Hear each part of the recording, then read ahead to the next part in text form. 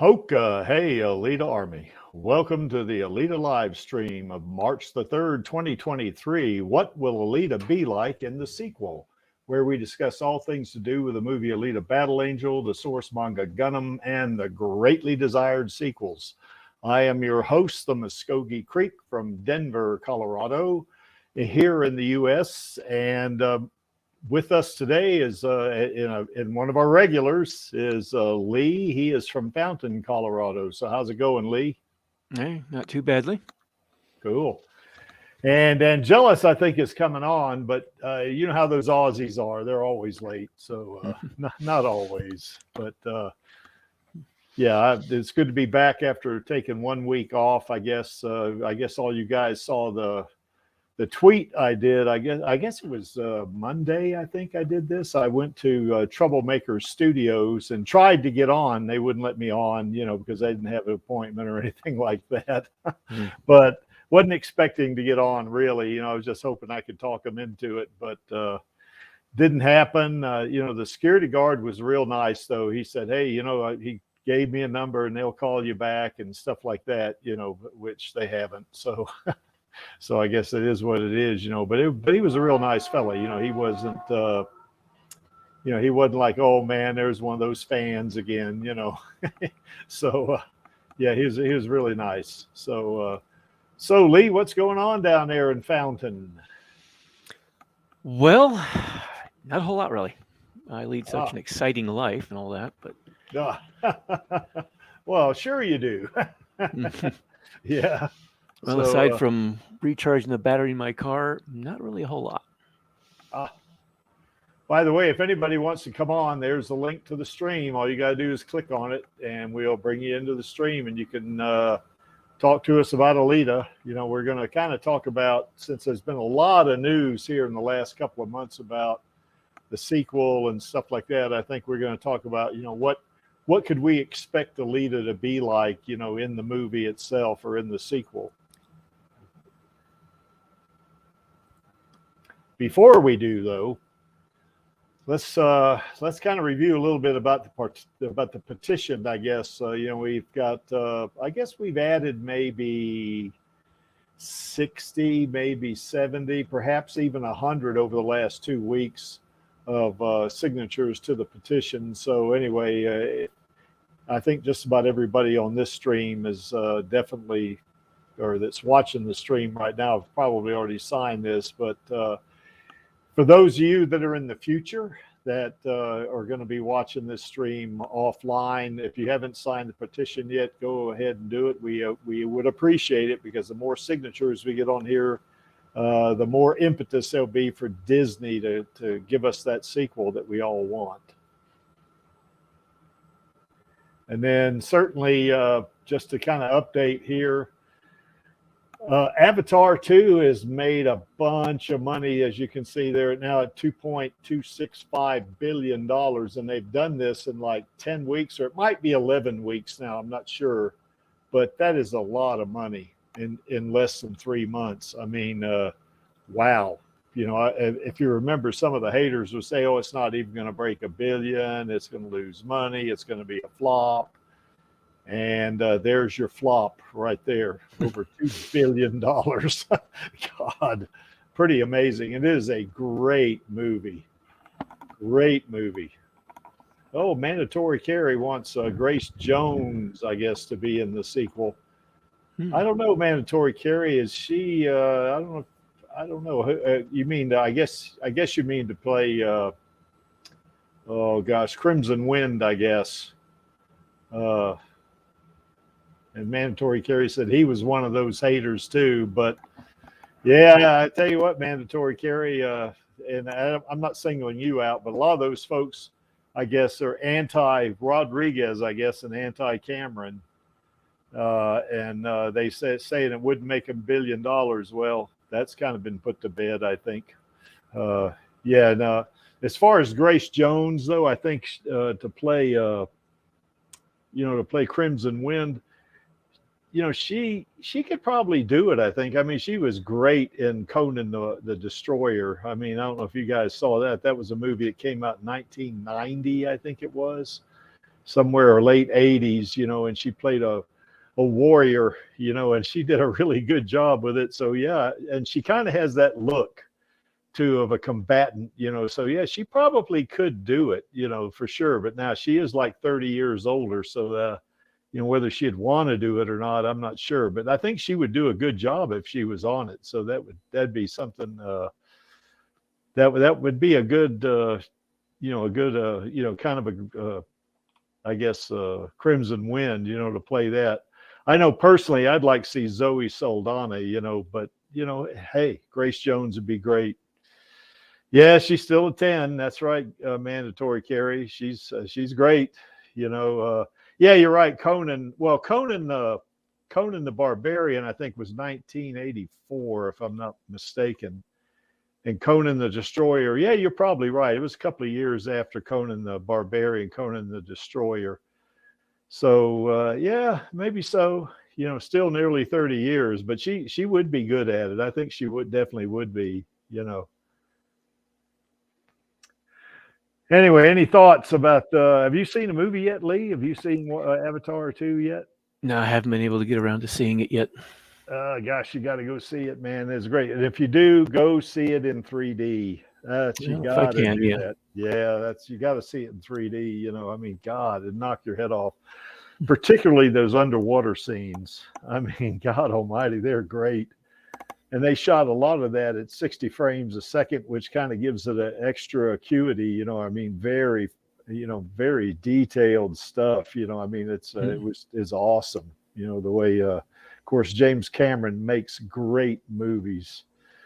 Yeah, mandatory Carrie says, yeah, 1984. He cheated and looked it up. Yeah, I remember that because I really like Conan the Barbarian. That was one of my favorite quotes out of that. When they asked Conan what was good in life, he says, crush your enemies, see them driven before you, and hear the lamentations of their women.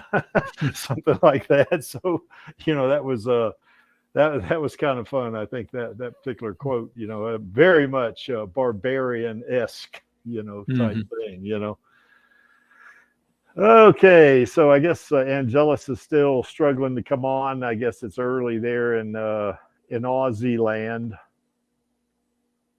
So let's go ahead and get to the main topic.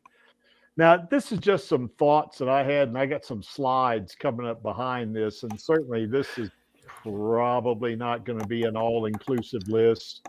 I mean, we could, Alita, we could say a lot about her, Is that is this a real creaky? Yeah, it is, I guess. This is not like last week. I know I kind of got on the chat last week when we had the replay on there, and I guess some folks thought it was a real stream, Well, it was a real stream, but it was just a replay, and it was kind of funny to see some of the quote or some of the comments there in the chat. It's kind of neat. But yeah, Just a Fan most definitely is the real creaky, I guess. And we got the real Lee here too. So that's it is what it is. But I think yeah, it is a real creaky. That's right, mandatory Carrie, for sure. And I think you guys have heard me say in the past that Alita can I mean, she can be a lot of things. She can, she has a lot of different facets to her personality, And of course, one of them is, now we didn't put this up there because it's just assumption that she is going to have perseverance and determination. We know that. It doesn't matter, what mood she's in or, what's kind of in front of her or whatever. She is always going to have that. But what I'm trying to come up with here is, in the first movie, and I'm going to go ahead and call it the first movie because we are going to get a second movie, in my opinion. But in the first movie at the beginning, she's just a happy-go-lucky little teenage girl, and just kind of, meets a teenage boy, and you can see the crush, already, that kind of thing. And then by the end of the movie, she's a young woman, and she is a warrior, man. I mean, she is an ass-kicking warrior. For sure, so she kind of evolves over the course of the movie, particularly when she gets that berserker body. She really grows up in that body. I think I know Maxie and I have had discussions about how old we think she is mentally anyway, not, not physically, because physically she's 300 years old, She has the appearance of a teenager, but it's kind of a mystery, she's like, well over 300 years old. And, and looks like a teenager. But I think mentally her maturity level is at least at the end, they're at least 19 years old at least. And I think she's more like in her early 20s, maybe 22, 23, something like that. And, she develops, the kind of part of her personality where, family's important to her, her friends are important to her. And, she's, she really, her being, her, I guess her psyche really grows in that movie. But we don't like in the manga, we see a lot of facets to her, in the movie. We don't see that. Of course you can't, because the movie's only a little over 2 hours long. The actual movie's like an hour and 56 minutes long, but credits and stuff like that. But I think we got from the movie that, she is a multifaceted person. And here are some of the things I thought she might be like in the sequel. And some of the questions that we want to discuss here is, will Alita be accepting of what is in front of her? In other words, Hugo has died, she lost him. Probably in the movie, in the sequel, she's going to be at the point where maybe her and Ito are not, she's kind of like a typical daughter that wants to get out on her own, I guess. And typical, I guess. I don't know if it's typical, but, she wants to, they're not going to be as close as they were like in the movie.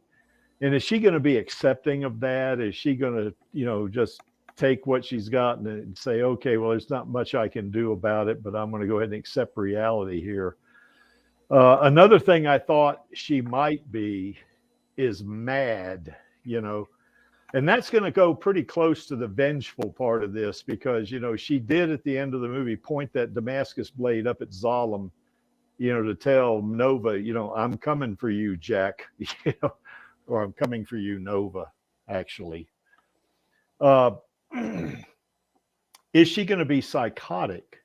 Now, what I mean by that is this is not to denigrate our girls, but in the manga, she does have her dark moments, very dark moments, particularly when she begins her journey through the Badlands. She is just going to be, she's going to have that bloodlust, and that's psychosis to me.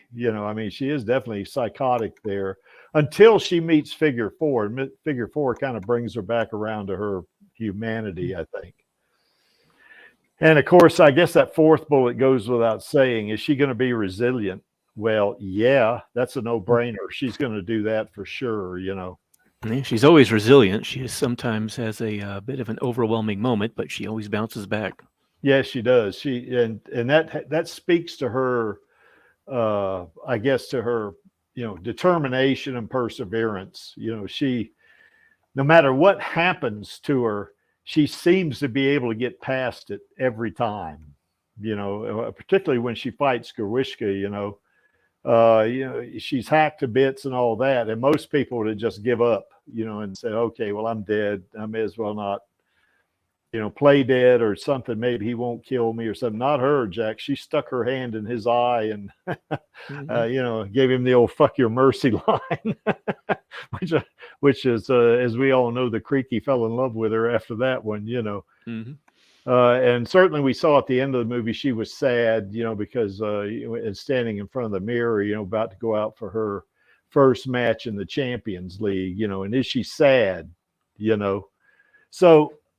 And she definitely was. Now, she overcame that pretty quick by slicing that tear in half, So, I just think she is sad, but she's not going to let an emotion like that, kind of grind her into the dirt, Is she going to be sweet? I think Alita is sweet. at times, and other times she's not so sweet. But I think definitely toward friends and family, she's going to be sweet, for sure. And of course, the vengeance thing is going to be something that is going to kind of go along with that mad thing, because she really wants to get at Nova. She wants to take care of him, and that revenge thing is going to come into play, I think, in the sequel. So anyway, what's your thoughts on this, Lee? Oh, well, a lot of hints were given in the notes that were on that one website. I'm not sure if the next sequel directly is going to have it, but it did mention that when Alita is out in the wasteland or in the Badlands, she is basically a creature of pure rage. Mm-hmm. She has submerged her humanity. Mm-hmm. And like you said, in the manga, Figure 4 helps bring her back to her humanity. Yeah, I think so, By the way, Just a Fan says he doesn't think she'd be psychotic until after the Motorball arc. I kind of agree with that, because, when she starts that Badlands arc, that's when I guess she gets that bloodlust. The Motorball arc, she kind of has Motorball to help her forget about Hugo. Yeah, it was her overcoming her grief and trying to, I think, find some reason to keep going after she lost Hugo. Yeah, I think so, and I think that would kind of slake that psychotic streak she might have. That's the other thing, too. The arc in Motorball helped her to get past Hugo. And she had to find a reason to keep going. And then after that, it was the 2, maybe 3 years or so where she basically lived a normal life, where she was teaching those self-defense courses to some people. She was doing the singing and stuff in the Kansas bar and all that. Yeah. And then after that, Nova shows up and gets Ito killed. And then Zapan has that transformation of his own, becomes a huge threat, wrecks half of the scrapyard. Well, in the movie, the story is probably going to be going along a bit differently, because she is using Motorball to get to an enemy that she already has her eye on. She's already set her sights on Nova. Nova is like it was said before, I think it was Maxie that said it, that Nova in the movie seems more like a combination of Nova as well as Embody from the other end of the space elevator, the city up there who runs everything going on up in orbit. Mm-hmm. So it's probably, Motorball isn't really fulfilling the same purpose in the movie story. It's just a path for her to continue on a purpose that she has already found. Yeah. So her whole, Vengeful definitely would get into it, because she intends to get to Nova and take revenge on him for what he's done. And not just because of her losing Hugo, but it seems to be, from what I've gathered, based on what I've been reading on behind the scenes notes and all that other stuff, and what Cameron has said, she realizes that Nova is the reason that conditions are so horrible in Iron City, because Nova works to keep them that way. Yeah. Because it's his way of keeping control over his playground, as it were. Yep. So anger, she'll be sad because she's still dealing with the grief of losing the man she loves. Yeah. Vengeful, definitely. Angry, certainly. Yep. Accepting, I'm not sure where that would fit in exactly. She seems to basically she seems to be pretty accepting of reality as it is. Yeah. Like when something happens, she immediately basically accepts it for what it is and continues from there.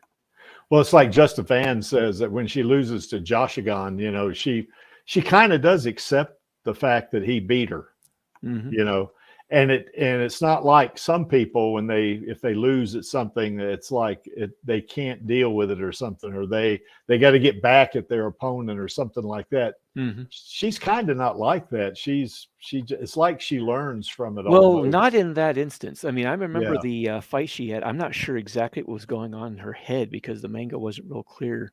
But in Last Order, the big cyborg who was in charge of the space karate.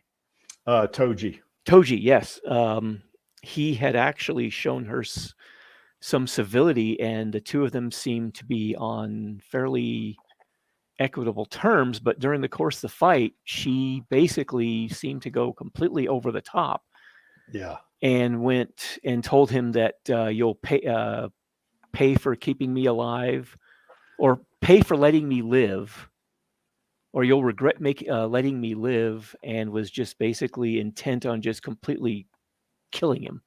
Mm-hmm. I mean, it was like she had no regard for him at all after that.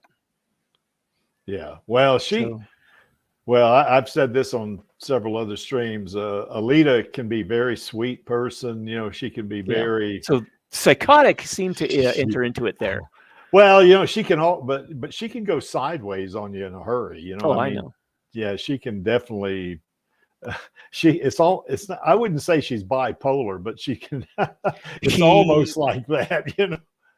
Well, like she said in the movie with Hugo, when she offered her heart, she said it's all or nothing with me. So she's got certain extremes she seems to end up in. Yeah, and it seems to be. It's one of the things that I've been kind of trying to struggle with in chapter 24. I got a bit of a difference of opinion between Jason and Alita, and I'm trying to make sure that both sides of the argument are something that readers would look at and say, well, I can see both of them having, they're both their points of view, but I don't want her to just be like mean-spirited or something like that, but to have a real reason for feeling the way she does or acting the way she does. I don't know if that makes any sense. Yeah, it does actually. Mandatory Carrie says he thinks she's substitious, I guess, where, she believes in a few things that a lot of people do not believe in, Superstitious? I think he's got substitious there. Superstitious would be believing in something like a... oh, okay, I see. Superstitious would be... That's not a word I'd ever heard of before, yeah. Yeah. Welcome, Just a Fan. How are you doing? I think you might be muted. I'm doing all right. How are you? Pretty good. How's things in Wisconsin? Okay. Warming up a little bit. We hit 40 this week. Whoa, heat wave. Yeah. I know.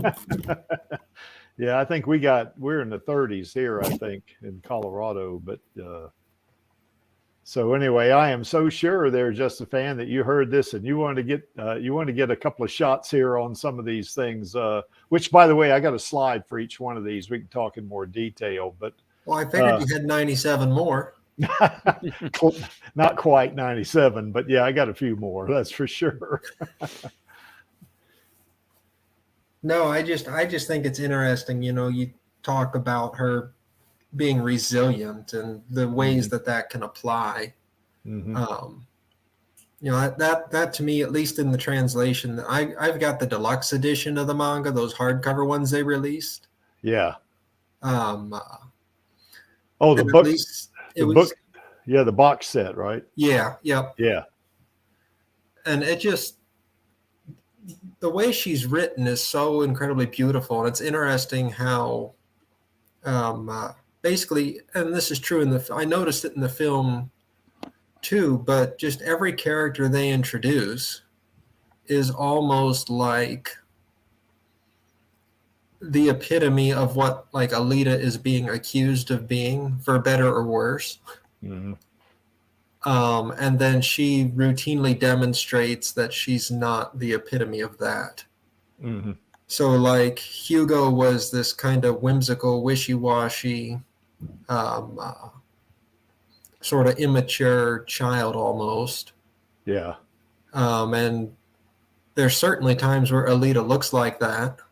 But when you see the two side by side, it's clear that that's not the case. Yeah. Or like, you know, she's this hunter warrior, especially in the manga, right? She's this raging psychopath that goes all over the emotional spectrum. But then compared to Makaku or Gruishka, Yeah, she's a Sunday school teacher. she's, yes. Yeah. Yeah. That's right. And so I thought it was interesting in terms of like her resilience, how she bounces back against Joshua, not just in like fighting directly, but in their morality in terms of like what they're looking to gain out of Motorball and things like that. Mm-hmm. And by the end of it, even, you know, Joshua defeats her, he ascends to basically become a god or whatever. Goes down in history. And at least the last panel of the manga says, that tremendous blow of yours woke me up. Thank you, Joshigan. Mm-hmm. So it's interesting that she's got this fighting spirit this entire time that maybe not hates Joshigan, but certainly she wants that fight. She wants that. Yeah. That's what she's after, is a pure back to basics, two titans duking it out. Yeah.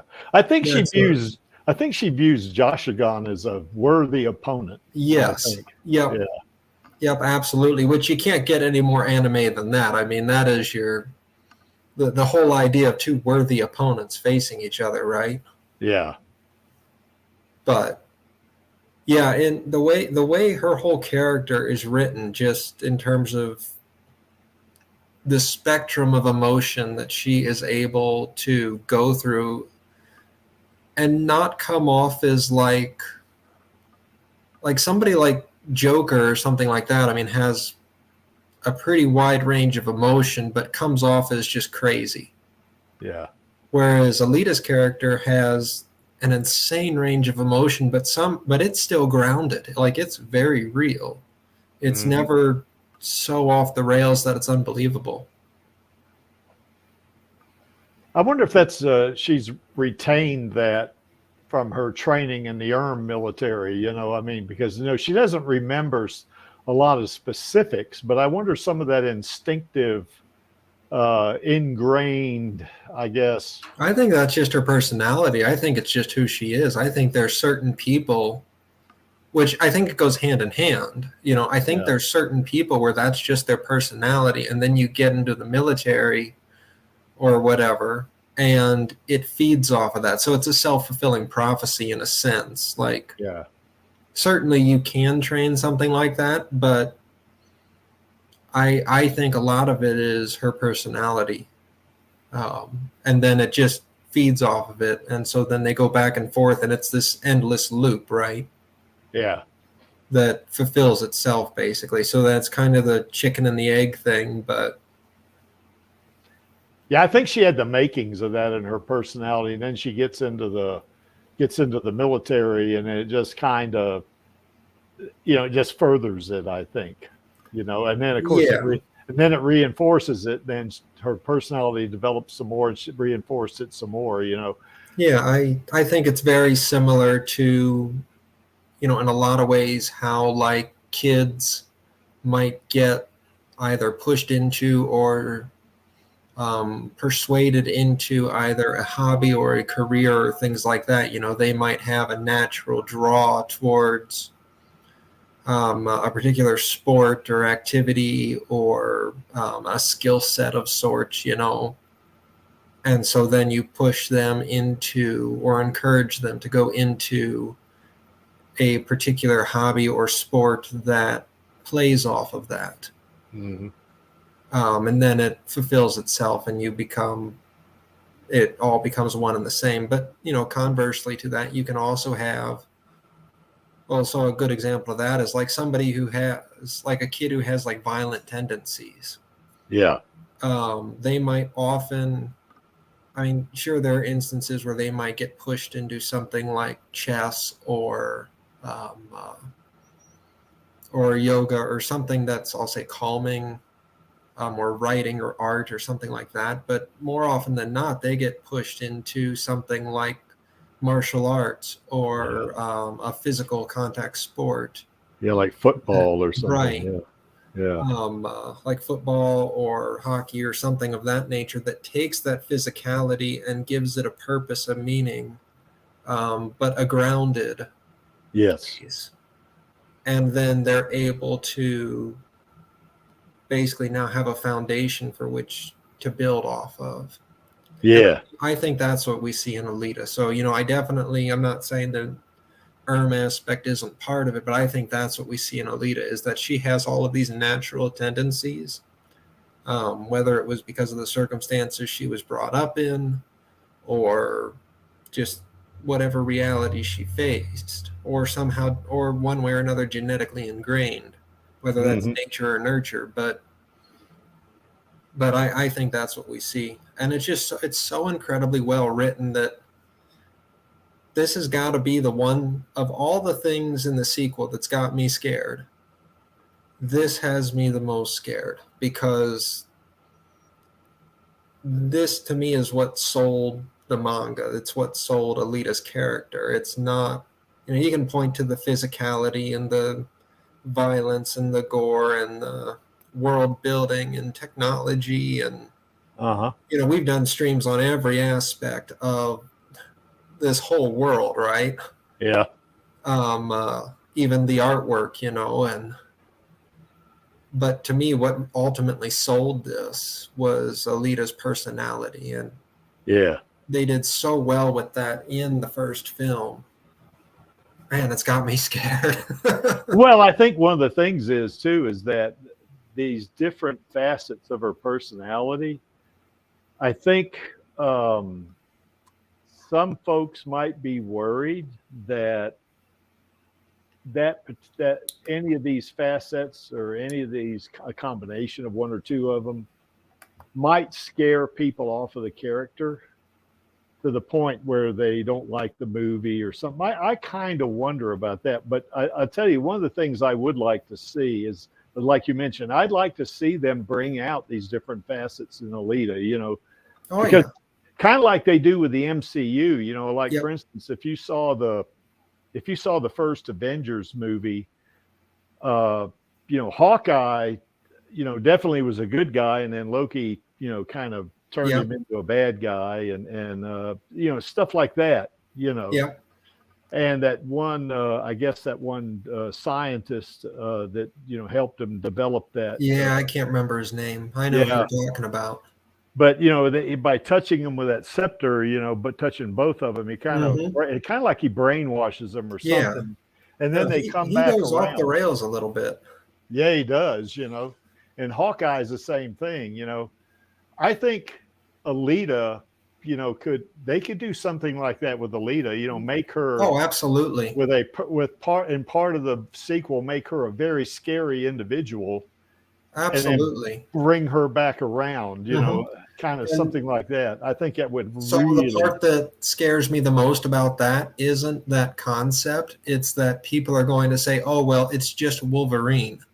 Yeah. It's just a female Wolverine, because that is, if you look at the X-Men films from X1 all the way through Logan. Yeah. That is exactly what happens. I mean, we see Wolverine... it is grounded to PG-13. We don't get an R-rated Wolverine until Logan, but they still go through some pretty dark psychological stuff, and certainly push that gray area of all this mix of emotions, right? Yeah. You go from he's lying in bed with the love of his life to he's ripping people's heads off in a cage match. Yeah. Right. You get this huge dynamic. So in terms of like the audience relating to that, I'm not, again, if they do it right, like they did in like was done in the manga. Yeah. I don't see any issue with people relating to it. What I see is people just now brushing it off. Or John Wick's another good example. Yeah.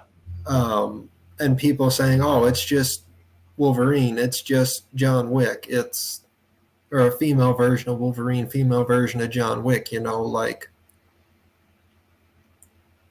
I don't think that's going to be the case. But I don't know. I don't think it'll turn. I don't know that it'll turn people away, especially since I'm almost positive they'll still keep it a PG-13. Yeah.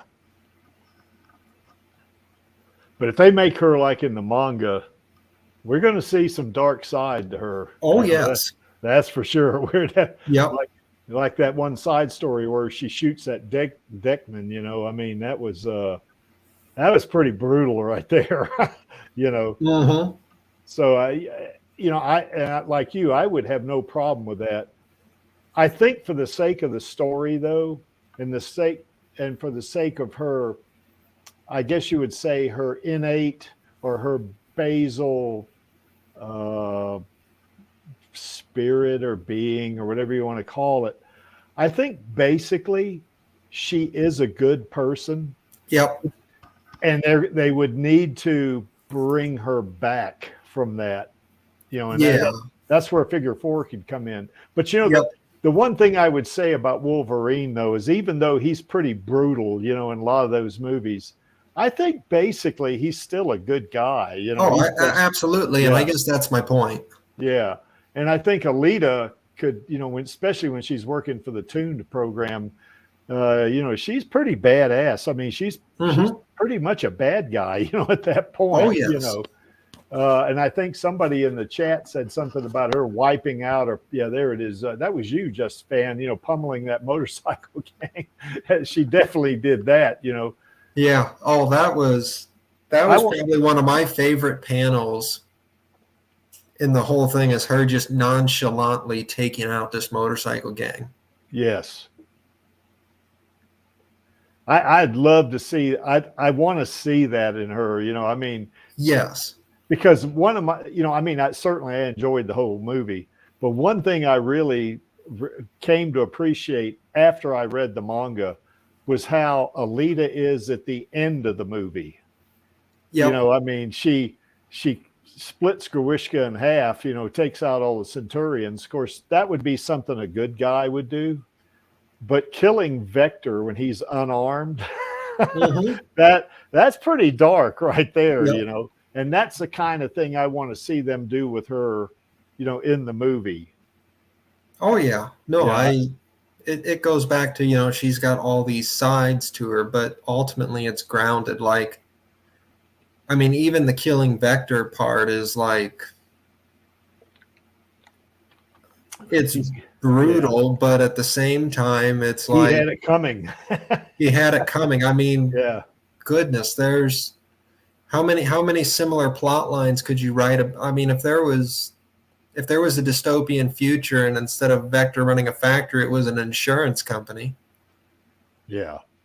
You know, it's like how many people would be like, nope, I'd do the same thing. Yep.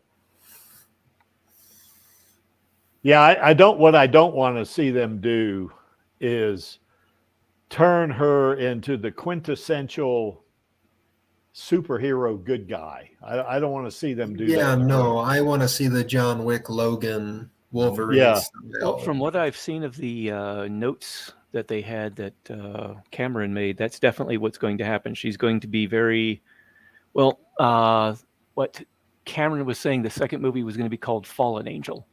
Mm-hmm. So she definitely goes to a much darker place in the second movie if they follow that plan. And the third one was going to be Avenging Angel, where she comes back from all that. Yeah. So the second one, I guess, would be more like Empire Strikes Back, where things take a darker turn for a lot of. And maybe at the end of the sequel, she gets brought back around by, say, Figure 4. You know, that would be that would fit the bill perfectly, I think. Yeah, and with the way Avatar's box office went, I think they'll give Cameron and Rodriguez the pulling power, all of the leash that they need to make whatever they want for all intents and purposes. Yeah, Mandatory Carey says, well, what did Vector do? He didn't kill anyone that she knew of. That's true. Looking at that, I would very heavily argue against. She knew full well what he was. Well, he did kill Kanuba. He did kill Kanuba, but she didn't know that. He killed Shirin, had her chopped up. Yeah, and she did know that. Well, Shirin's she did not know dead. about. Yeah, she did know about Shirin. Yeah, Mm-hmm. Or at least put all the pieces together. She knew Shirin was working with him, and then she saw her chopped up and Vector having really no remorse for it. Yeah, I mean, Vector was very definitely a scumbag. Yes. Well, what I really think, though, that Mandatory Carey's also saying, what he also brought this right around here, is that, really, it is Vector, but I think it's also Nova, because, she sticks him with that, and it's like, you just lost a puppet, Yeah. So I mean, Vector was very obviously, part of the machine. Yeah, that's right. Yeah. I think it was both. I do think it was both. Vector was definitely a pretty big cog in the machine. Yeah. I was going to say is Mandatory Carey. The scene where she confronts Vector in his office, he shows her Shirin's body parts. And he says nobody gets to Zalem except like Dr. Shirin here. He's kind of pointing to her and shows her brain, her eyes, her hands. And then it's also insinuated that that's what would have happened to Hugo. Yeah. So blatantly lying to Hugo on a false, fanciful dream, basically. Yeah.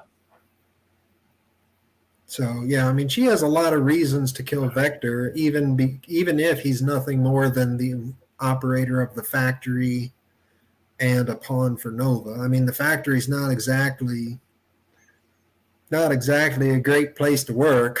Yeah. It's like OSHA wouldn't do very. I mean, they would, if they had OSHA in those days, they would be. They'd be in big trouble, wouldn't they? Yeah. So I mean, he is definitely an elitist. Yeah. That is under the protection of Nova, who can go anywhere, do anything he wants. See, my thing is almost Vector, when she kills him, I think to me, it's like he's almost incidental, because she's really wanting Nova, and so she stabs Vector and says, "You just lost a puppet." It's like, okay, this is a puppet I'm killing here. This is no big deal, Right. And, here's Nova that's, kind of possessing him, and that's what's important to her, is that, I'm going to get him. That's what I'm doing, So. Yep. And that's back to that whole, I'll say, Wolverine side. Yes. I know, I can't think exactly of the time, but I know there's quite a few. There's one in, X-Men Origins Wolverine. He throws the guy out the window. Yeah. And the girl's like, "How'd you know there was a pool down there?" "I didn't." And he's like he's upset that there was a pool there. Yeah, that's right. And like that to me is the route that it falls into with Vector. Is he's not like I don't think he's irredeemable. I don't think Vector was irredeemable, which is, reading the manga, I think that's one of the more interesting notes that they took. For director choices of ways to modify the plot. Because in the manga, he does kind of redeem himself. Yeah, he does. So I think it's interesting, because I don't think they made him any more irredeemable than what he was in the manga. If anything, they made him less. So... Well, one of the neat things about the manga, though, I hope they do this with Alita too, is that it's not binary. You're not like you're a good guy or a bad guy. I mean, it's like Nova is an example. There are a lot of facets to Nova, and yes. some of the manga, he actually helps Alita, Yeah. So, I mean, so it's not like, so that's interesting too. Yeah. We see even in the film, we see that Ito has a darker side. I mean, you could say he kills what's his face out of spite for killing his daughter. Yeah. But that did not look like a very nice, that didn't look like a merciless killing. Yeah. That looked pretty vengeful. Oh yeah, Amok. Yeah. Yeah. So I mean, yeah, it is interesting that, you know, they maintain that dynamic to an extent. I don't think quite as well in them as they do in the manga, but still there is that dynamic. So it is interesting then to see what that's going to make Nova. Yeah. I was just going to say something too about when Mantori Carey says Shirin knew about those rules about going to Zalem. She was lied to by Vector. Vector was very good at that. I mean, they made it very clear, especially in the novelization, that she believed she was going to be going back home, not in pieces. Yeah. Correct. And not to mention, Alita had Hugo's life saved by Shirin. Mm-hmm. Shirin turned from trying to help Vector destroy her to helping Alita save Hugo. Yep. Yep. So the rules were not clear to Shirin at all. Shirin believed she was going to be getting back home. Instead, she was killed. Yeah. Or at least chopped up. I don't believe she was killed. I yeah, mean, that's true. like She's probably, in some aspect, she's probably still alive to some degree. But I really can't imagine that being a worthwhile existence she ends up, because there's no telling what, I mean, whatever it is that Nova does to the parts he gets, I don't think there's going to be anything left of her when she gets there. Well, the thing of it is too, not being in the manga, you know, how are they going to write her in? I mean, yeah. So that's going to be interesting to see, because, you know, as at least when we see her with Vector, all in pieces. I mean, at that point, she is, in terms of being alive, she's in the same state Alita's in. She just can't talk or move. Yeah. You know, so that's, I mean, regardless of what they do with Nova, Nova is one of those individuals I would never trust. Correct. Never. Yep. Yeah, Vector was already somebody you wouldn't trust. And Nova is how many more times above that? Because even when he's helping her, he's doing it for his own reasons, which all too often are probably not very good reasons. Yeah. Yeah, Vector, but I will say this about Vector, though. There was a little bit of a light of redemption in him, in that he tries to talk Hugo out of going to Zalem by saying, you know, hey, you got a place on my team down here. We can live like kings, but up there, that I would still completely discount, because in the novelization, he basically does that a lot. That's political speak, or politician speak. That's basically buddying up to somebody just to basically manipulate them. For that's his own all end. that was. Yeah, that wasn't even trying to save Hugo. Yeah, that to me was straight up, like, I'll say, your stereotypical mob mafia. You know, I'll protect you as long as you're my servant. Yeah, I would actually say that Vector was irredeemable simply because he was perfectly fine with what he was. Yep. I'd agree to that. Interesting. Yeah, in the manga, he is somewhat redeemable in the manga, though, because he doesn't really. Eventually, that's the thing. I've always. That was one of the reasons I was going to have the original ending for my story the way it was, because Hugo was finally going to let go of Zalem and go back with Alita, I think. Was he going to in the manga? It's been so long since I've read it. Yeah, me too. I don't remember. Well, it seems like there is redemption for some of the worst people who do for people who do some of the worst stuff. Like, even though Hugo was ripping people apart and selling their parts, he is redeemed. Yeah. Well, Hugo doesn't get redeemed. He gets dead. Well, he's dead, but at the end, though, he kind of realizes.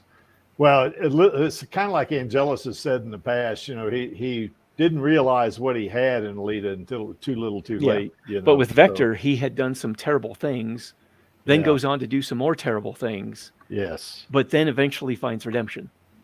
Eventually. Yeah. And I think he finds it when he tells her, you know, on the tube, you know, thank you for saving me, you know.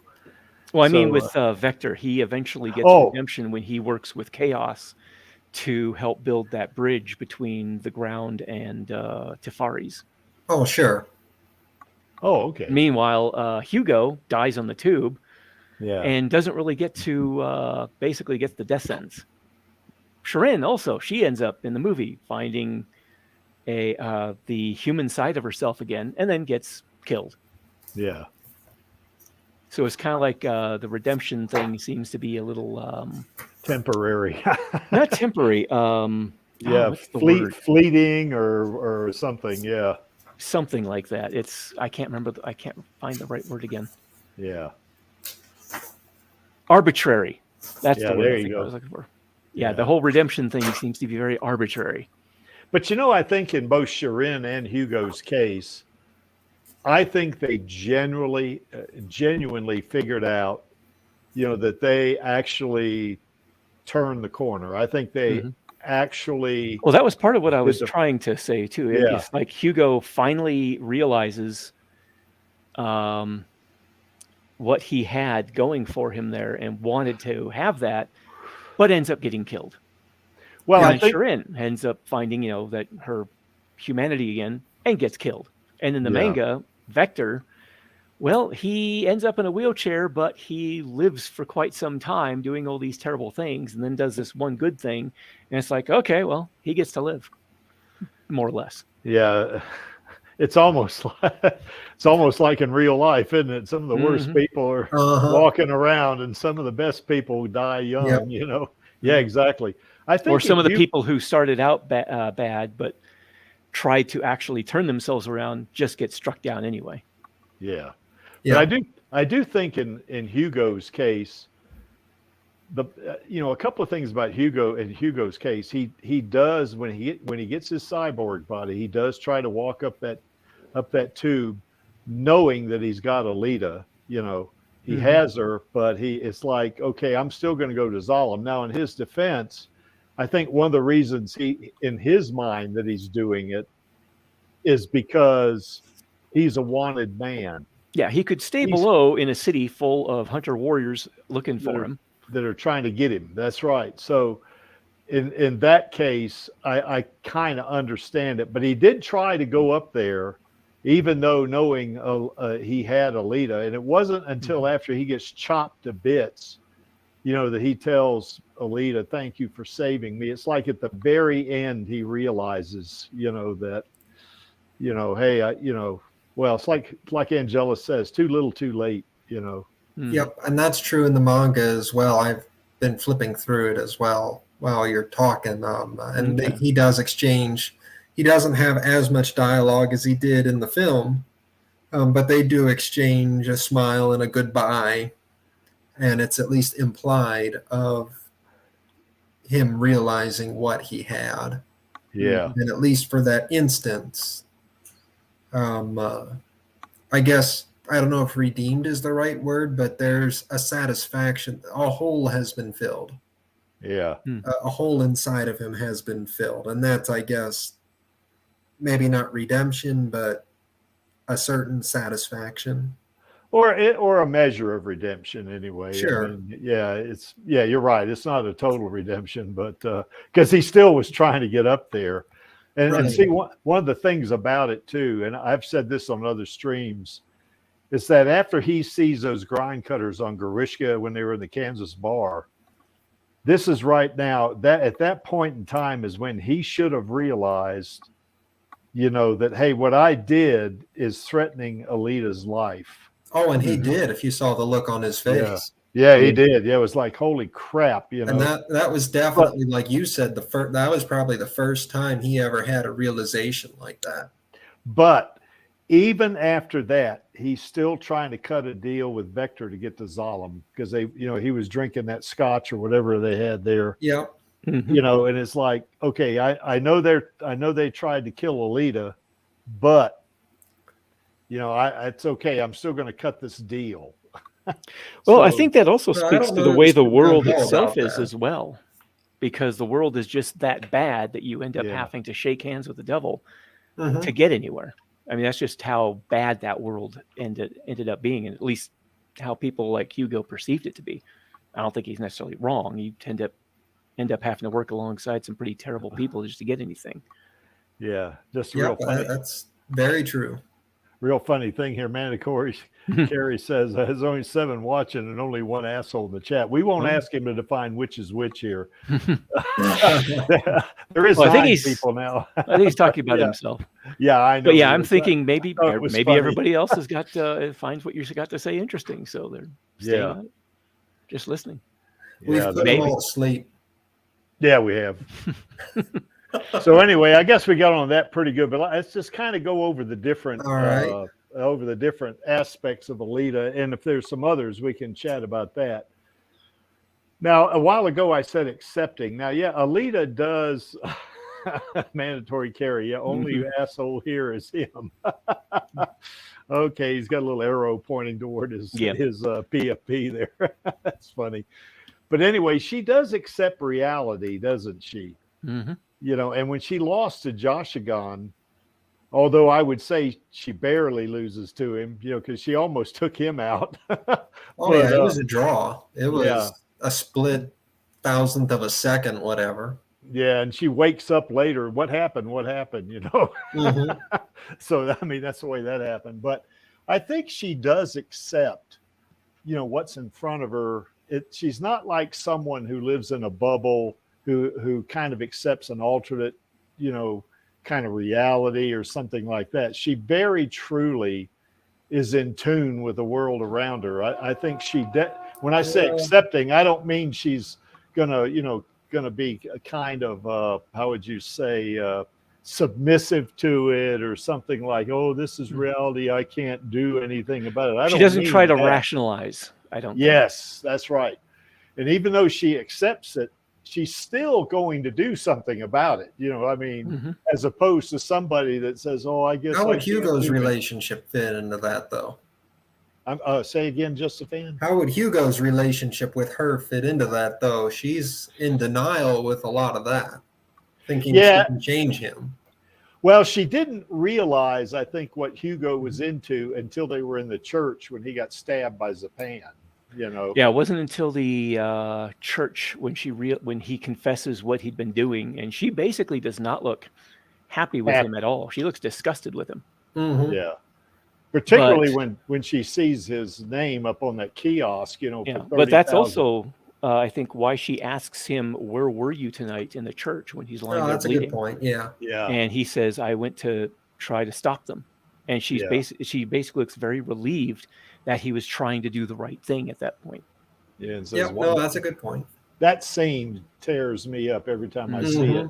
I mean, the look on her face, you know, when he tells her he loves her, I mean, that just really that tears me up. You know, I mean, it's kind of like my niece. You know, my niece is in pain. You know? Yeah, she asks him, "Where were you?" He says, "I went to stop them." She asks, "Why?" He says, "Because I love you." Yeah, that one there. That just the look on her face. You know, is just it's just overpowering. You know, so but again, she does accept reality, but it's not like accepting it to the point like I can't do anything about it. Oh yeah, she can do something about it. And she will do something about it if at all possible, you know. But I think she sees reality for what it is, you know. I mean, it's and that I think is the better thing than just saying like she's accepting of it, because, you know, like the best example I can give to that, Creaky, is in the bar when Gruishka shows up. Yeah. You've got a series of options there. Like there were probably ways to get out. Yeah. But because of her mindset, because of her personality, and that moment was probably one of these scenes that I could identify with the most, in that it's like, yeah, she wasn't going to run from there's a lot of there's lots of choices you could make here, and it basically is she's accepting in the sense of, okay, so that's how you want to play it. These are the rules that have been established. These are the guidelines that have been established. If that's the game we're going to play, then game on. Yeah. I think, too, she sees Gruishka as a threat, and I got to eliminate the threat. I think, that was the whole reason she went to the bar. Where she was that's a given. get people together to face him down and destroy a threat. Was basically a threat to everybody. Yeah, but even after Gruishka shot those grind cutters at Ito and Hugo kind of pushed him out of the way and everything, Alita sees that, and there she has a very strong realization, not just an idea that he's a threat, but a realization that he's a threat. And I'm going to jump down this hole because I'm going to take care of this threat. Even though I don't know what's down in that hole, I'm going to take care of this threat. Right. Not only does she not know what's down there, she's having seen what the grind cutters can do. She doesn't have her berserker body. She knows she's probably not coming out of there alive, and she knows she doesn't have anybody's support. Yeah, I wonder if she thinks she's not coming out alive. I think she has supreme confidence in her ability, even in that doll body. Well, her focus seemed to be most. I think it was very much a case of, if it's not me, who's it going to be? Yeah, I agree with that. Exactly. I was going to say something along those lines. Basically, she's focused on the enemy. She's going to hunt the enemy down and take him down. Yeah. Whether or not she'll survive it is a secondary concern. Oh, that's exactly right, Lee. By the way, mandatory carry, no, you are not an asshole. I'm sorry. I disagree with that. Because he says he's the only asshole here. Mm-hmm. No, you're not an asshole. So anyway, but yeah, I agree with that. I think, I mean, what is that old saying, that something, something about something's the better part of valor, but I can't remember. Discretion is the better discretion. Part of valor. That's right. Thanks. Yes. The what you might consider the intelligent thing to do would be, okay, for now, the threat is gone. He's down in that hole. I don't know what's down in that hole, so I am not jumping down there, and we'll live to fight another day.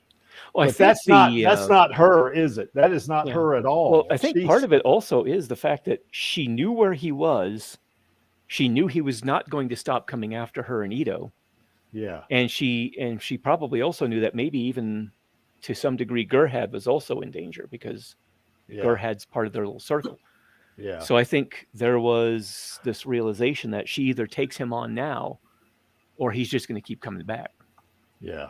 That's exactly right, Lee. And it's that mentality too is, again, it's part of her personality. And what it is there's this, you could honestly plot it on a graph pretty easily, but basically you've got intensity of the situation, the stakes of the situation on one scale, and your reaction. What are you going to do about it, and what ferocity are you going to do about it on another scale, on the other axis? And basically what you end up with is this kind of like parabolic curve that basically says, okay, I'm presented with a situation of minimal intensity. I can deal with this. I can take care of this. Okay, no problem. As the intensity increases, you hit a point that you say, no, I can't take care of this. Absolutely not. I'm getting out of here. Mm-hmm. And then as the intensity increases past that, you start getting into this interesting area where you end up with two options. You either completely fold in on yourself, or you dig deep with everything you've got, regardless of the outcome. It is not, to Lee's point, it is not the smart decision, but it's almost like, people might think kind of a shock and awe campaign is going to scare everybody away. But the thing with a shock and awe campaign is you only get one shot. Yeah. And if it doesn't work, then what do you do? And that's very much that's kind of what we see with Gruishka, where basically he's not the Gruishka from the alley. He is far more powerful, and Alita does not have a berserker body. She knows she was barely able to run Grishka off the first time. Yeah.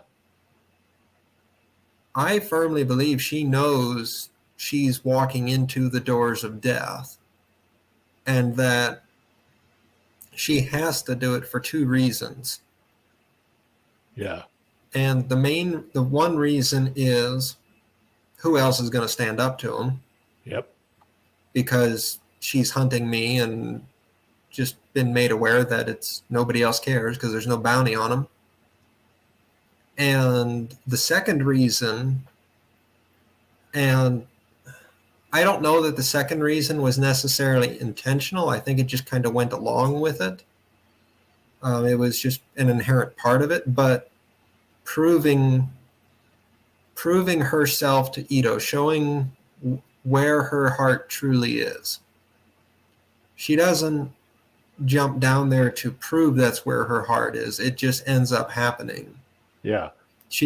What happened, because basically what's happening is a pure display of character. Well, I also think, though, where her military training comes into play here, that augments that part of her personality. Because now, I never was in the military, but I did work with a lot of military guys. And one of the mindsets are, when you get a mission, you go from point A to point B. It doesn't matter how many people are in between you and point B. Yeah. You're going to go to point B. And I think that's another thing that kind of. Yep, and I'll Well, take that a little bit of a step further, in that I had a lot of friends growing up who went into various aspects of the military, and knowing them before and knowing them after. Yeah. You could tell that dynamic, like you could tell going in, there's a certain personality that is going to be more especially if there's not like a draft or something going on. Yeah. Because that's totally different. Yeah. But if it's a willingness to enlist, Yep. that takes the personality that we just talked about. Yeah. Because, and to the military's benefit, because every ounce of their training, to everything you just said, Creaky, is going to play off of that and take it that much further. The foundation exists. We're just building on top of it. Well, it's a mindset and personality altering experience. Because I had a cousin that I had maybe two cousins that went to Vietnam. One of them did not come home alive anyway. But the other one, when he went in, he was kind of a happy-go-lucky guy, and he was just, he was kind of a nice guy to be around and all that, which he always was, even after he got out. But when he came back, he was a different person. Yeah.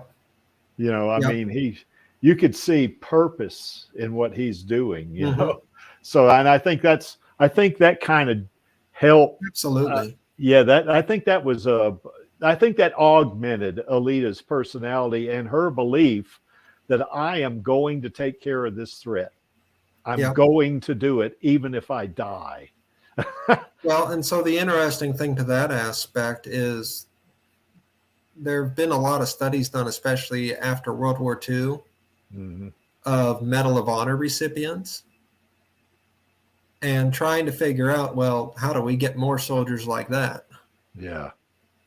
And what they come to find out was like 98% of them were, quote unquote, the head of the household child.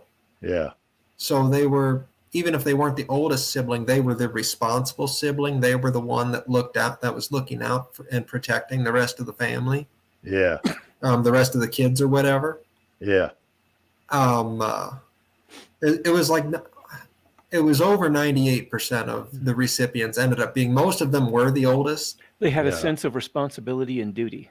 Yes, so they had that they had that sense of responsibility and duty just ingrained into them because of how they were brought up. Yeah.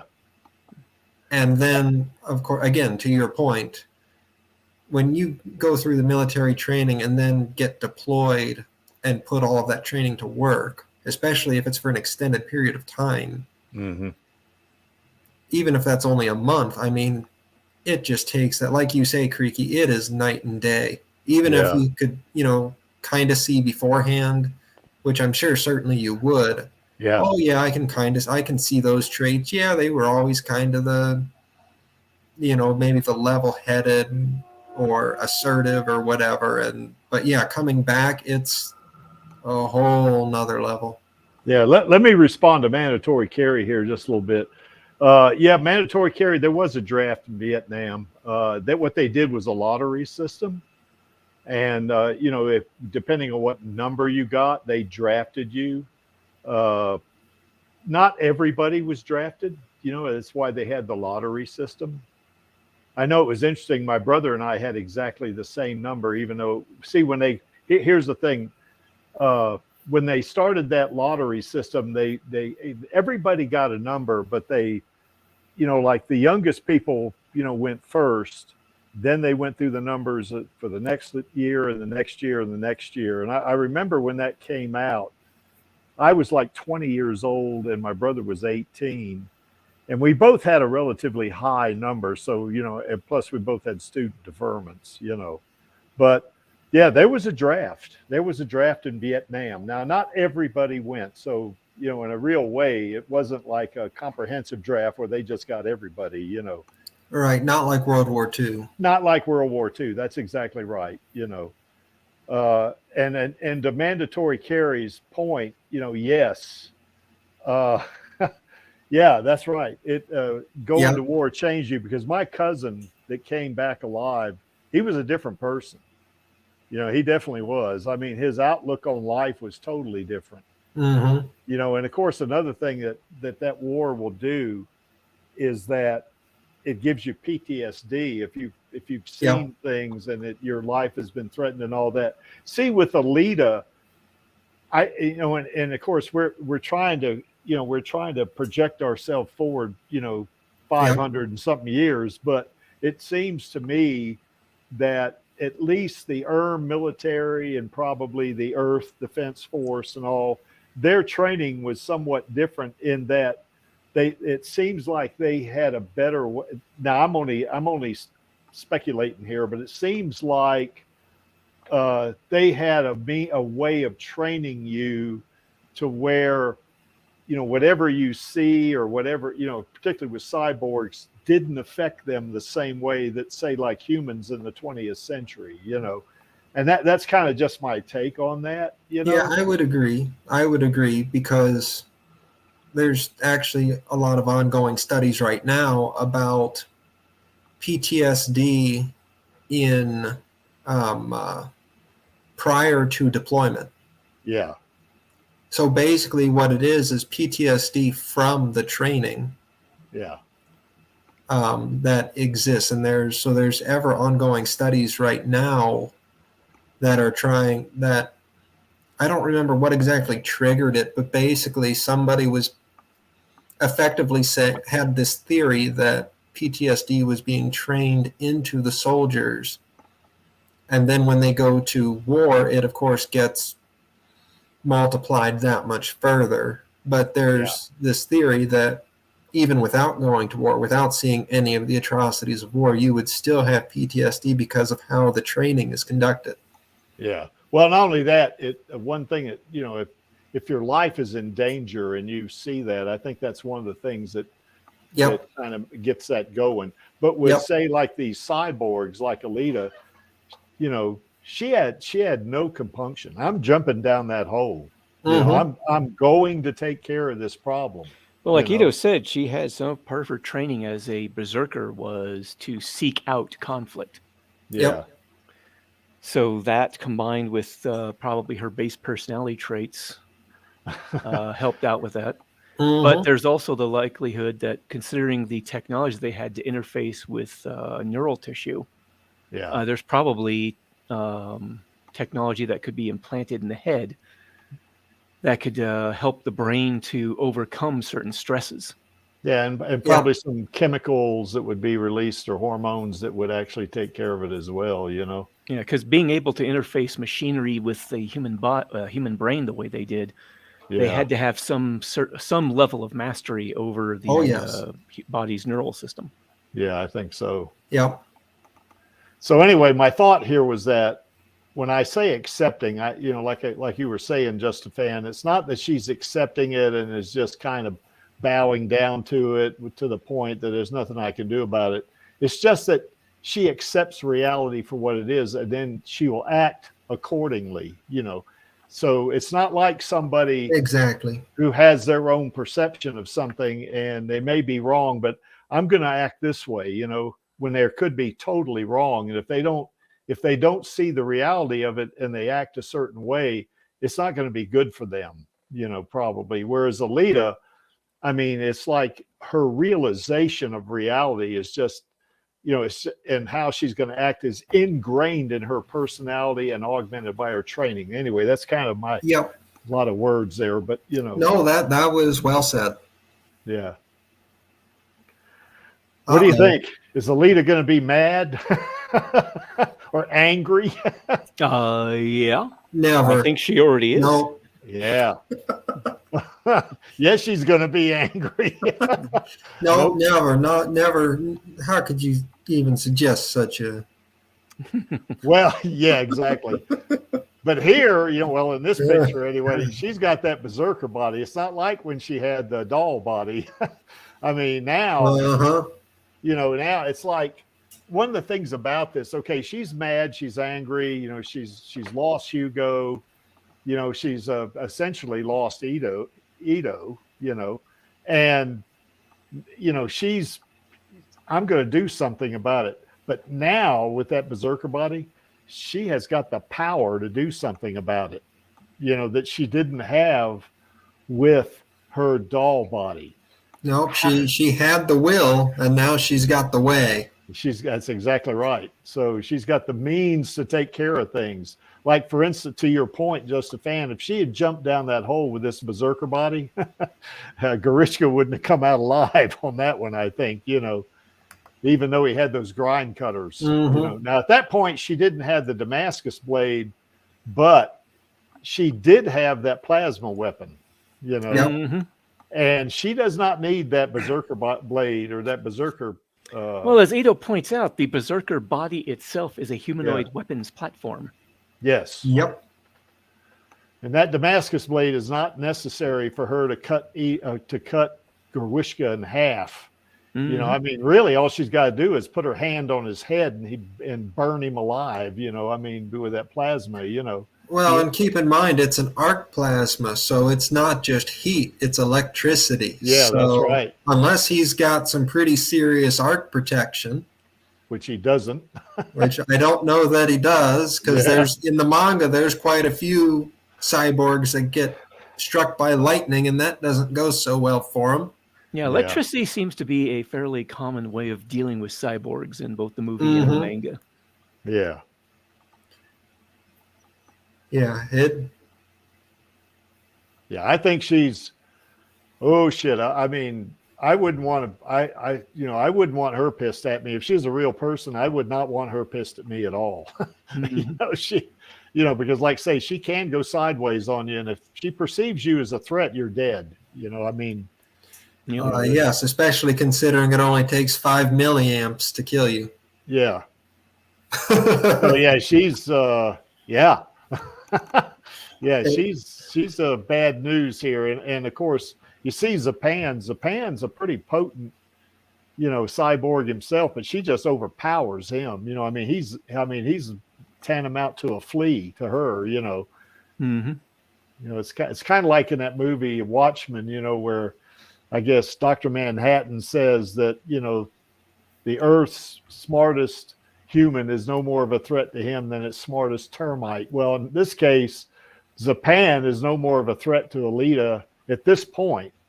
He's got this particular body. He's no more of a threat to her than, say, an ant would be. And if she's mad, now what does that mean? And she's going to be mad. She's going to be angry at Nova, particularly since Nova's, basically killed Hugo. God, she's oof. And threatened Ito. Yeah. And, at this point, if you were her friend in the 26th century, The only thing you can do is step back and say, all right, go get him, girl. That's all you can do. You're not going to be able to stop her or convince her from doing what she's got to do. Well, like in Maxie's fanfic, she uses that rage to basically destroy all of her opposition going up to the motorball ranks too. Yeah, that's right. Yeah, so she probably ends up being a lot more destructive towards him than she might have been otherwise. Yeah, and you know what? She wasn't even really mad at them. They're just competitors. Yeah, you know, but they were in her way to get. They're in her way, so yeah, okay. And if she's mad, though, I mean, holy crap, you know, I mean. Mm-hmm. So, what do y'all think? How do you think this? How does this madness play into her personality in terms of, you know, what she can do with Nova or whatever? Well, she tends to be very angry towards any kind of injustice she sees, at least this version of her. I have a feeling the original version of her, before she got the amnesia, was probably very much like the manga version. Yeah. Pretty much just a unfeeling killing machine. Because in the manga, she was pretty much just a machine carrying out orders. Yeah. She was highly destructive, merciless, and didn't have any second thoughts about killing any number of people, whether they were a threat or not. Yeah, particularly in that Badlands arc, she was. In the Badlands arc, she seems to become some of her old self, the Yoko, or whatever. And then, so like with the notes they had that Cameron had, the amnesia was basically a reset, taking her back to her personality, back to a time before she joined the military. Yeah. Or back to a state before she joined the military, and allowing her to become a whole new person. And as she started to remember more of her old self, integrating the two halves. Yeah. But I unfortunately have to get going because I need to head out. Okay. Well, I'm glad you could join us there, Lee. Yeah, me too. Yeah, glad you did. Yeah. It was nice talking to you. You guys have fun. All right. We'll talk to you Take later. care. All righty. You too. Take care. All right. So, yeah, anyway, I think the fact that, you know, she has this, you know, determination, this perseverance, this personality that she has, and she gets angry, it's like the irresistible force. That's what it is. Mm-hmm. Nothing's going to stop her. And with her personality, she is not going to stop. In a way, she's that's that whole determination aspect is. Yeah. It's fueling that. It's basically a blind faith, a blind determination almost, where it's just the fuel. That's just the fuel. Yeah. So if she's happy about something, it's going to be 110% passion, and it's going to be labeled as passion or love or whatever. Yeah. If she's angry, that same determination is fueling it, and it's going to be labeled as psychotic rage. Yeah. If she doesn't care about something, she's absolutely not even going to know it exists. Yeah. And that's going to be labeled as just almost unhuman. And if she does care about something, well, it's going to be all her heart. Yeah. And I mean, we see that time and time again in the film and the manga. So that's kind of the thing is there's this almost like this internal drive that she has that whatever, I don't know what personality trait that is, but I can tell you it's not very common. No, it's a results oriented type thing, I think. Because, I just think in a lot of ways, she's kind of like a Terminator. Mm-hmm. It's like kind of what, Kyle Reese told Sarah Connor, in the first movie that, those Terminators can't be bargained with, they can't be reasoned with, and they absolutely will not stop until you are dead. And that's Yeah. kind of like the way she is. Now, she is a human. She has human traits. And Yeah. I think if she's after you and she realizes that, you're not what she believed to begin with, she probably wouldn't kill you, but you better hope she thinks that eventually. Right, She's not, because, well, in a lot of ways, I mean, it's a different outlet, but in a lot of ways, if you look at somebody like Sheldon on The Big Bang Theory, yeah, you see that same kind of, it's just like, it's like a pure rational way of thinking where you're not letting emotion is fueling it yeah, in terms of, like I say, that internal drive. yeah, But there's this rational, it's fueling a sort of in the moment rational logic.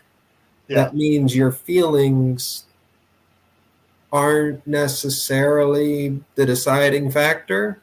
yeah, Like, I mean, something as simple as studying for a test.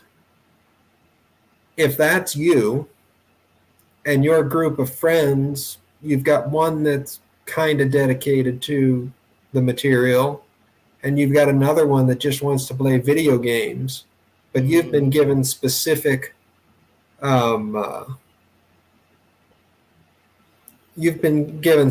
instructions that this is what you are supposed, this is your duty to study for this test, to pass this test.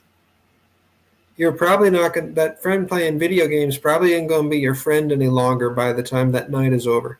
Yeah, that's right. And she strikes me as kind of like that herself. If she's going to, let's say she was going to take a test for something. I mean, not that she's going to an Iron City, but let's say she goes to school. I could see that same drive, applying that to studying for a test. I could see her doing that. Yep. I mean, she would be, that would be her every waking moment, just studying for that test. And to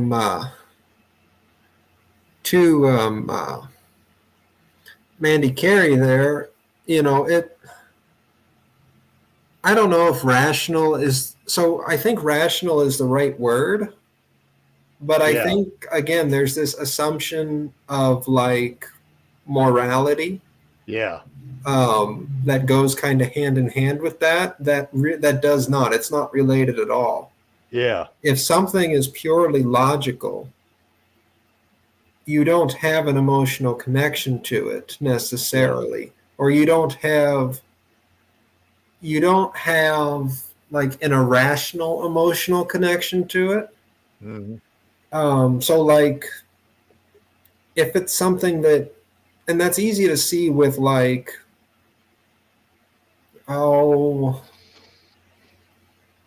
if you've got an objective and somebody is standing in the way of your objective, whether that's physically, psychologically, whatever, and you just ignore them and move out of the way because it's not right, or something is trying to distract you from a goal or an objective and you just blatantly ignore it because that's not part of the material.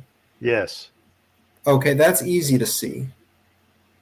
What's more difficult for, I think, a lot of people to rationalize in terms of their understanding is that same exact mentality can drive, it can drive like, it can come off looking like something it's not. So like if somebody in Alita's case would genuinely care about something, they don't necessarily know how to. They just know that they have this draw to it. Yeah. It's not like it looks like it is unconditional love. It looks like it is through and through, but really it's this rational path. Mm-hmm. That isn't your typical, it's not your typical thought path. It's not your typical rationale behind, especially a lot of positive or negative emotions like love or hatred. Yeah. It can come off that way, but it's not that. It's just a matter of fact, isn't it? It's not a, it's not a moral issue for her, I think. And so because, that's where it's difficult to explain, like, rational versus irrational. Yeah. And this concept, in a lot of ways, I mean, I truly think the best analogy is the Force. Yeah. Where they say how many times in Star Wars the Force isn't good or bad, it's just a force. Yeah. That fuels good, bad, positive, negative. Well, it's like the dark side. Yeah. That's a very yin and yang type thing. You have, you have the dark side and the force, it's like there are two sides of the same kind of thing, Right. It's the same thing. It's just that the outlet is polar opposite. Yeah, that's right. And that's what we see, I think, so often with Alita and with many of these other characters from, I mean, you could probably name TV shows and movies forever. Yeah. I think we see that a lot. Well, I know one thing with Alita. If she was angry and she's trying to accomplish something, and they say it was particularly a threatening type of thing she's trying to eliminate, and she's angry, and you get in her way, yeah, she's going to eliminate you. Yep. It's going to be more important to her. Yep, no question asked. That's right. Yeah. Right, and that's that logical rationale where we might look at that as being morally irrational. Yeah. But from a purely logic standpoint, makes perfect sense. Yeah. It's like mandatory carry says, you're dead. If that's the case, because she's not going to say, let that, whatever that objective is, she's not going to not achieve that objective just because you're in the way. No matter how good a person you are, no matter what you've done or whatever. Yep, none of that matters. Now, the only thing that might sway her is like if something got in her way, like and say it was Hugo that got in her way, she might flinch. She might. Yeah. So what that would generate is what I'd like to call a glitch in the matrix. Yeah. Because she's not going to understand, somebody like that is not going to understand the conflict that's going on. They just are going to be very confused. Yeah.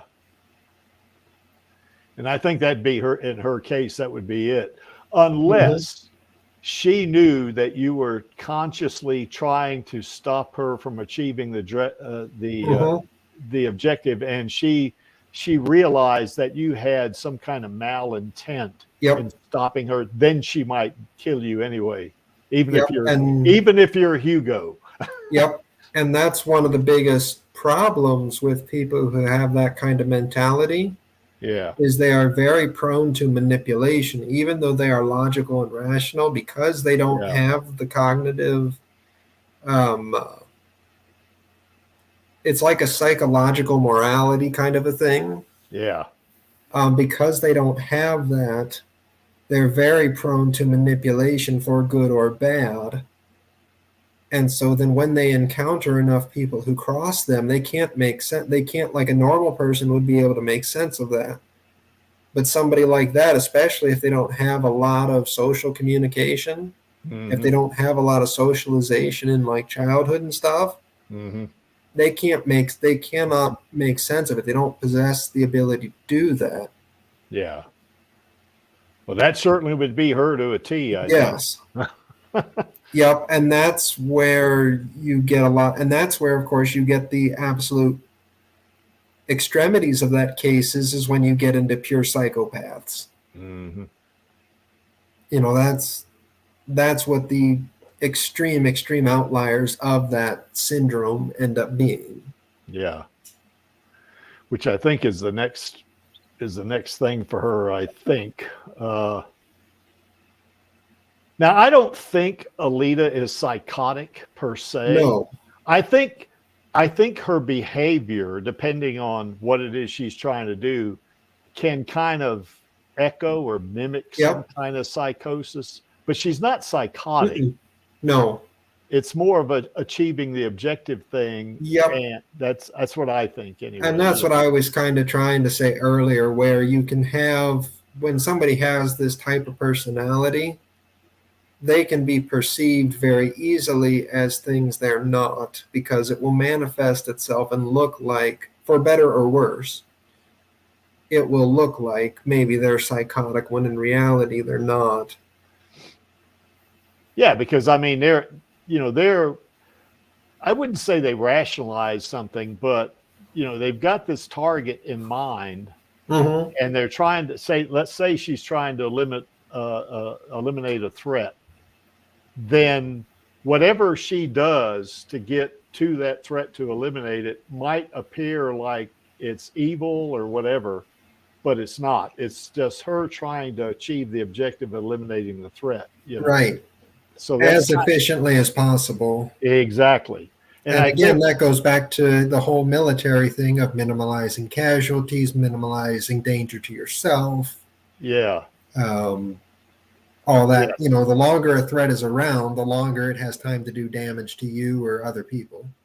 Yeah, because if you remember in her upbringing in the Mars Chronicles, and even if you accept that alternate, backstory of hers being, a girl in that alternate backstory is being ripped away from her parents because her parents are killed in the war, and the actually get her and start training her. All she knows is that. Yep. Yeah. And that, to Mandatory Carey's point, he just said that is seeing things that are simply aren't real. That's what a psychotic sees. I don't think she sees that, because I think she accepts the reality of things. It's just she's going to do what it takes to eliminate or deal with whatever that is she's got to deal with. That's exactly right. And that would include collateral damage, for her to get there, Yeah, and I guess that's the main kind of difference and we do eventually see in the Badlands arc, Alita go up against somebody who is absolutely psychotic. Yeah. So you see that, again, what I was saying earlier, where she is paired against these adversaries that are, whether it's something as simple as a boyfriend or a motorball competitor or an adversary, villain, whatever, like we see that, it's really easy to say, oh, well, she's this. Well, no, not really. Yeah. Well, to your point, when she meets Figure 4, and they someone who was a psychotic, let's say when she fought Figure 4 in the desert, she literally kicked the crap out of him. I mean, she beat him to a pulp. Yep. If she'd have been a psychotic, she would have killed him, but she's not, I mean, she sees the reality of this. Right. And even though she kicks his butt pretty damn good, she stopped short of killing him, Yep. And even in the manga, when she's just a hunter warrior and she's somewhat ruthlessly collecting bounties, she's doing it for a purpose. Yeah. And, to collect the chips for Hugo. Yep. And then she's also, I'm almost positive one of the panels in the manga says that she's one way or another only taking like the bad people. Yeah. Like, because they've been labeled by the factory as criminals, she sees it as cleaning up the streets as efficiently as possible. Yeah. But then when she meets Hugo, there's quite a few instances where she knows how powerful she is. And in a lot of ways kind of tethers herself. She's like, I could kill him if I lost focus for an instant. Yeah. And if she was psychotic, she would not have those thoughts. No, it just happened. She'd just kill him. And it would be like, oh, that's so if she was truly ruthless, if she was truly psychotic, she would not have thoughts like that. Yeah, exactly. Well, morality wouldn't enter into the picture in that particular case. Now, if she's trying to achieve something, morality's probably not going to be a major, consideration. If she's trying to eliminate, kind of like mandatory carry said, a mega threat, she's going to eliminate the threat, But I think in the case of Hugo, kind of to your point of what she was saying, she was wondering if she should kill Hugo because she was afraid she'd kill him anyway, I guess, if they became an item or something like that. I don't remember exactly what the thought process was there, but yeah, the like, thought process was, she cared for him. Yeah. But at the same time, she realizes that she is, for lack of a better word, invincible. Mm-hmm. And he is like a fly on the wall. Yeah.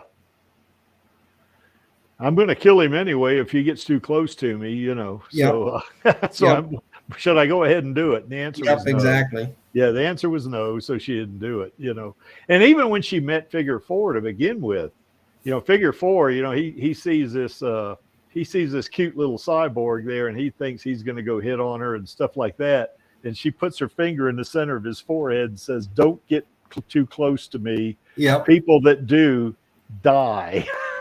Yep. If she was psychotic, she wouldn't even think about that. She would, No. And, to that point, it's like, if you didn't know anything leading up to that series of panels, you might think Figure 4 was psychotic, but he's just love struck. Yeah, that's right. Yeah, he's which may or may not be the same thing. I'm not sure.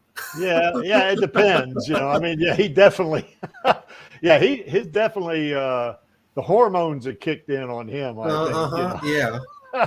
Remember, Yog was telling him, "Don't mess with her. She's the angel of death." And not him, boy. He's going to go for it. That's very much like the except in a more positive light, or I guess for positive gain, the kind of the underworld scene is like, oh, she's the angel of death. Well, yeah. Who am I to pass that up? Yeah. Well, that's a good point. Mandatory Carry just made. Yeah, that's exactly right. Yeah, because especially when he was when that thing came up, that wanted thing poster came up on that kiosk, and she punched the ground behind him. I mean, I guess it was asphalt. I guess. Yep. And holy crap, if she'd have hit him with that, he'd be dead.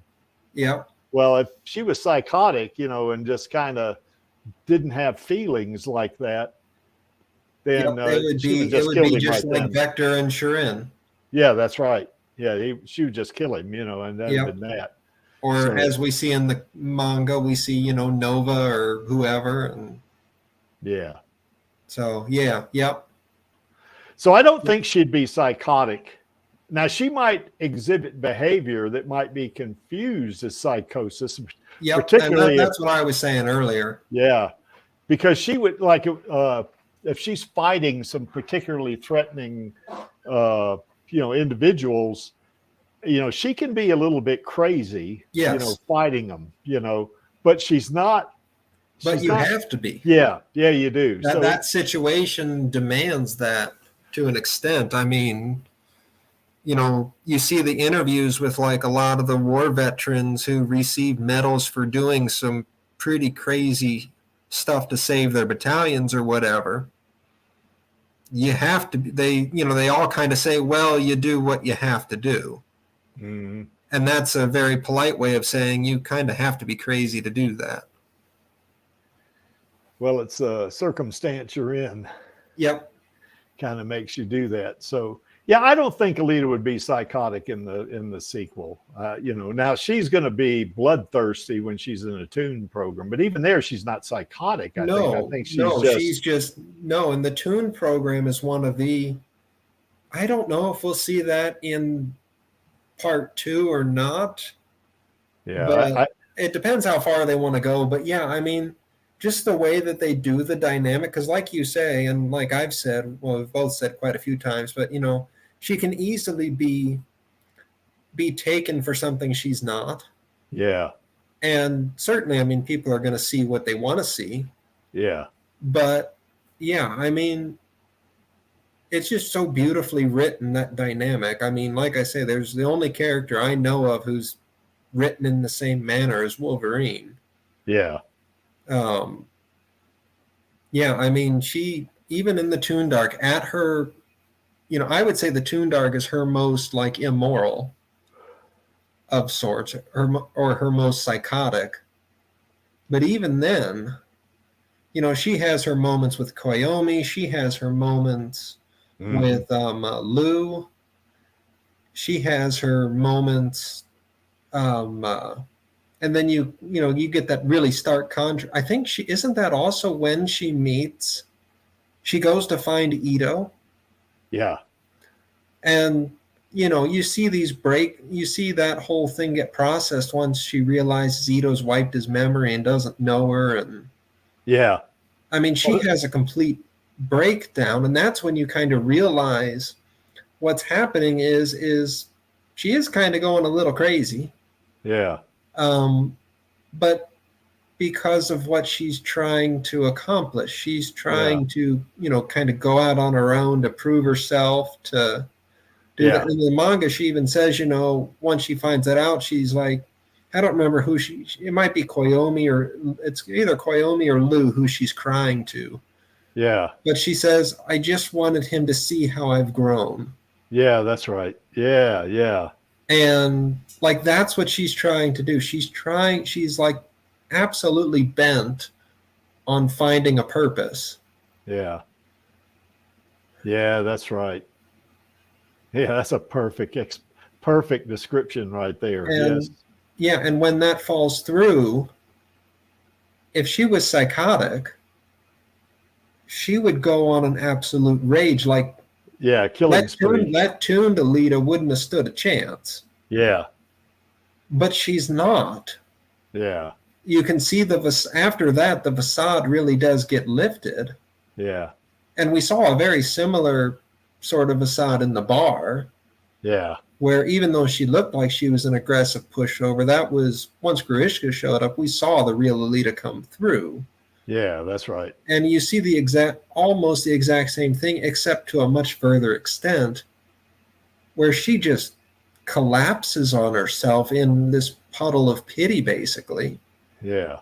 Of self-pity. And yeah, if she was psychotic, that would not happen. That would not happen. No, I mean, there was crying and calling out Ito's name and all that shit. Yeah, that wouldn't. Heck, if she was psychotic in the bar before Gruishka even said anything, she'd have put her foot in his face. Yeah. Yes. Dog probably still would have been alive. Goodness gracious, the movie would have been over. Yeah. Yes. Yeah, that's right. It's like if Yoko would have woken up instead of Alita, I think Gruishka would have been dead in that doorway. Yeah, I think so, or at least he'd have been dead in the alleyway. Because she would have killed him right then, if that had been Yoko and not Alita. Yeah. Oh, yeah. Sure. So I don't think she'd be psychotic.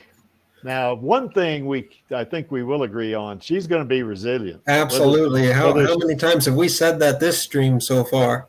Yeah, I mean, and there's a good example of that. I mean, here she has no legs, has one arm, and this massive guy who has a grind cutter weapon, who's hulking over her, and she's holding her up. Yeah, and she basically doesn't matter. and she doesn't know Ito and Hugo and McTeague are on their way. Yeah, she has no clue. She thinks I think she thinks she's going to die, but I'm going to leave him with something. Yeah. He's going to have my hand in his head, And that's part of what I was trying to allude to earlier is, I definitely think I believe she jumps down there thinking she's going to die. But at the end of the day, I also think she thinks, well, if I do this, whether I live or die, Ito will see me for who I actually am. And probably thinking she probably doesn't give a second thought to the idea that she's going to die. It's just No. part of that acceptance thing. Yep, that's I was just going to say that. Yeah. I think that's the whole thing about her, and that's part of that spectrum I was talking about, where eventually you get to a tipping point where you push past all of that doubt about any kind of repercussion. Yeah. That says, okay, it's kind of like, they say once you get above about 50 feet, it doesn't matter how far you're falling, you're dead. Yeah, that's right. You're dead when you hit the ground. So why does it matter if you're 500 feet up in the air on a skyscraper? Yeah, that's right. Same kind of idea.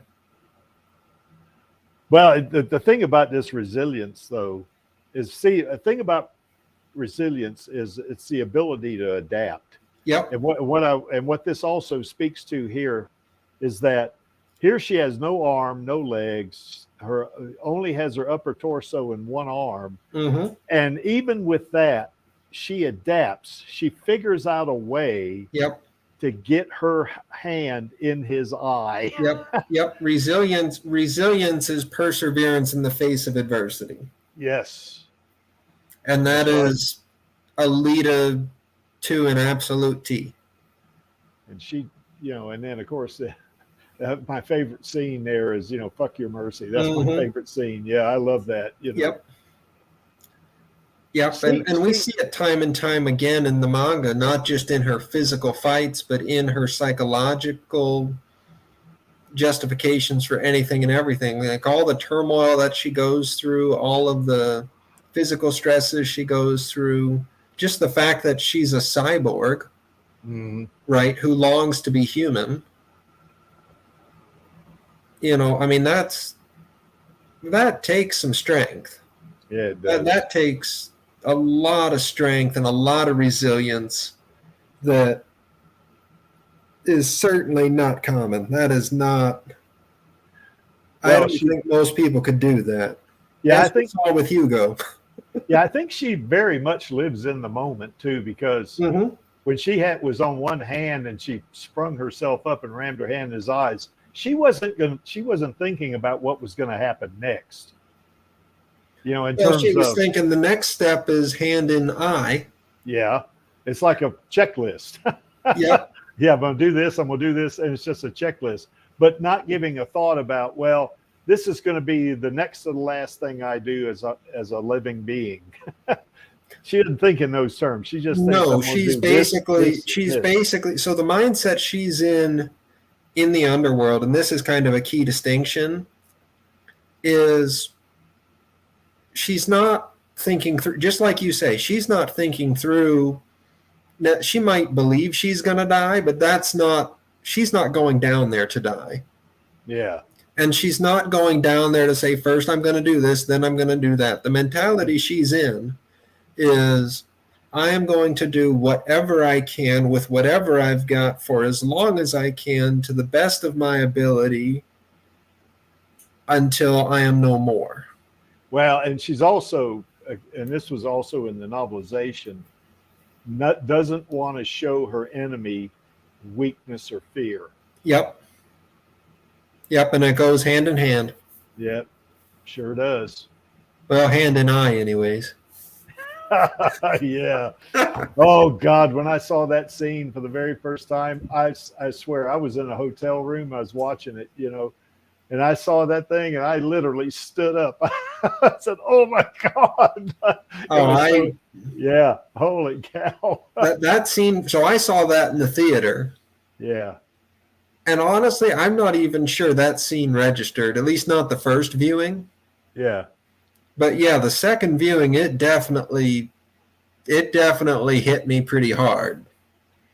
That was incredible. Well, seeing her sliced up like that in that first time I saw it, that was shocking to me. Yes. But then seeing her do what she did, holy crap, Yep. I fell in love with that character right there, boy. It was, whoa, way too cool, I think, Oh, yes. Yep, this was.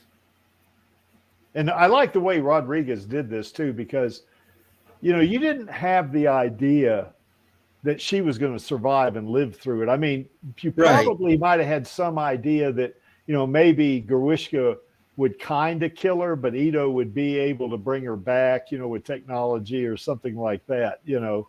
Mm-hmm. So you may have had that thought, but he did really well with her crawling away like she was, you know, and he's going to stomp on her, you know. Yep. And then of course Ito and Hugo and McTeague show up, you know. Yep. But and at that point, I would have said she had maybe not given up, but she'd accepted that that was all she could do. Yeah, that's right. Yep. So anyway, resilience, the ability to adapt. That's her, and she definitely adapts. She found a way to spring herself and ram her hand in his eye. That was darn near that. Jason Bourne would have been proud. Yeah, he would have. That was. Would she be sad? I think so. I think she would be sad, but I think she'll have her. I think she'll have her moments. Yeah. I think, because I know I wrote a little story about this. I don't know if you saw it. Yeah, I wrote a little short, you know, about how she dreamed about Hugo a couple of times in this short, and she was sad, you know. But you know what? Even though I think she will be sad from time to time in the sequel, or in the what Creek wants is 6 movies, she will be sad thinking about Hugo. But you know what? That ain't going to stop her. No, you know, it's going to be like what she did with that tear. You know, when that tear falls off of her face and she cuts it in half. You know, that's going to.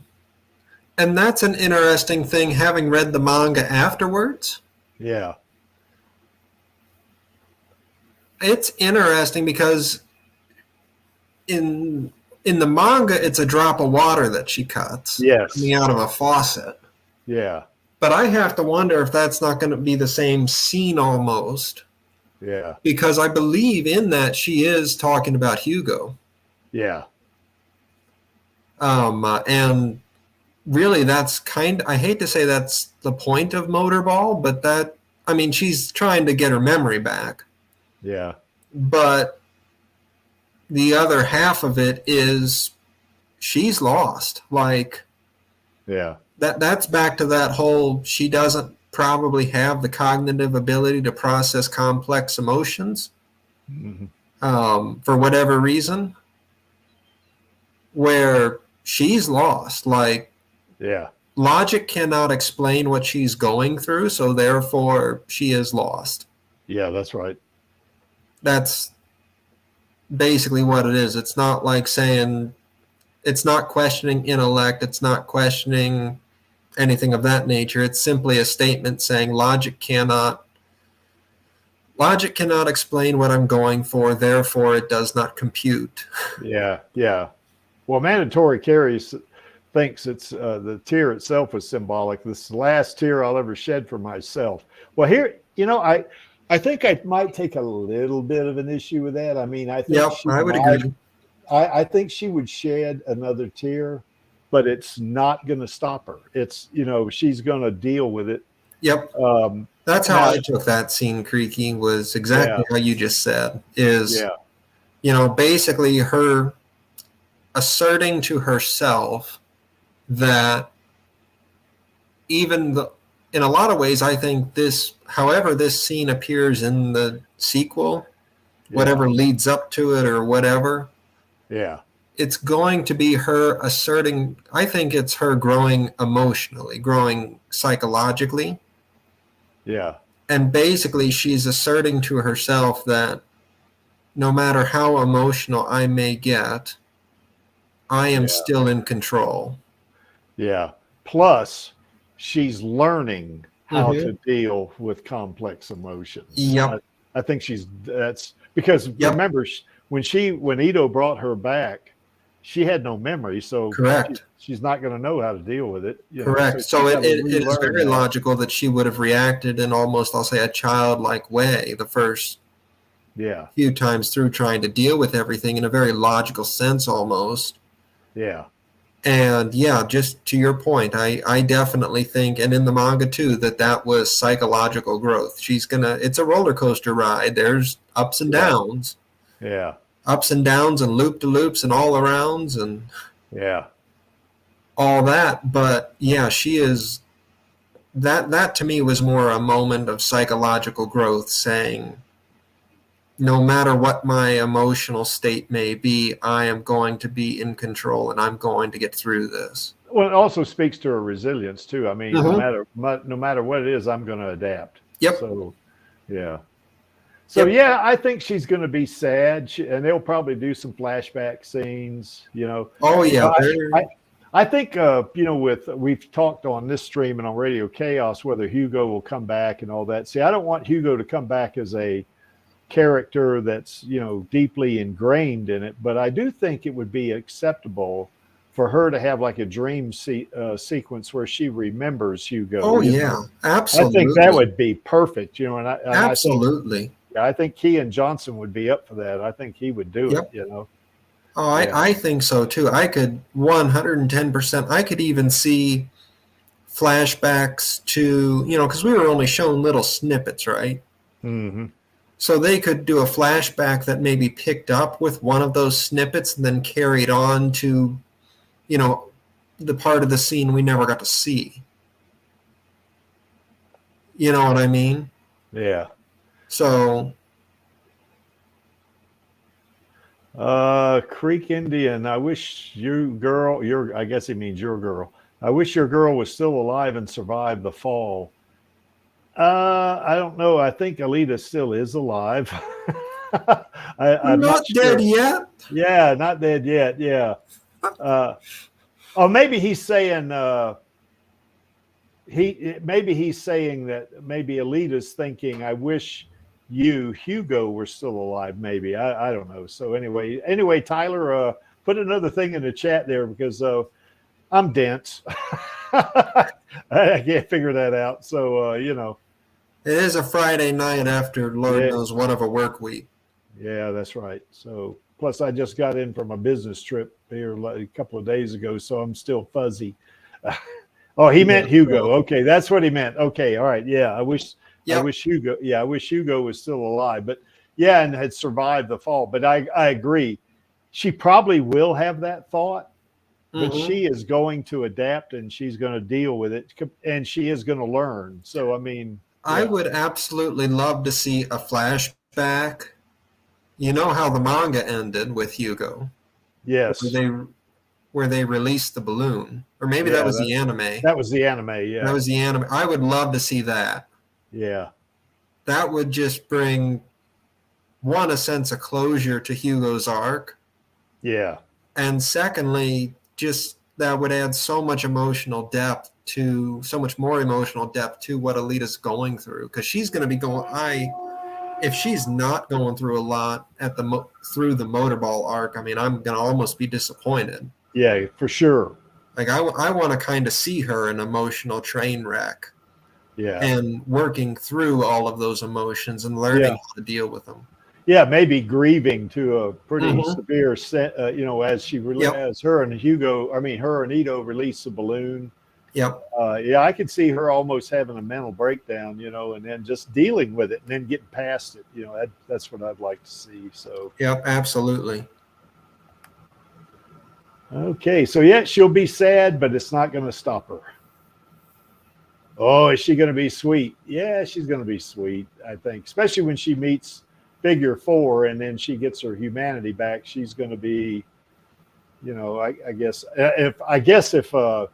if Angelus was here, he'd bring up the ooh-woo thing again. Yeah, he probably would. I'll leave that to him. Yeah, that's right. But this is another part of Alita's personality. Yeah, she can be extremely sweet, but a threat comes up, she can turn on a dime. Oh yes. and be very intense, Yep. And that's I guess what I was trying to say earlier, where it's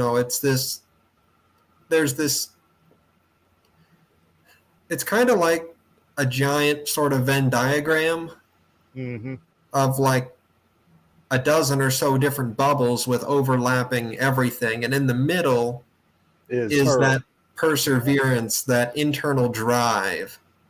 Yeah, that her And all her of these essence. topics are one of those bubbles. So it's like, is she sweet? Absolutely. Why? Because she's got this internal drive, this psyche that says whatever emotion she is doing, it is 110%. And she cares about her Mhm. friends and family. I mean, Yep, and she doesn't just care a little bit, right? Yeah. Yeah, It's like a light. Everything she does is like a light switch.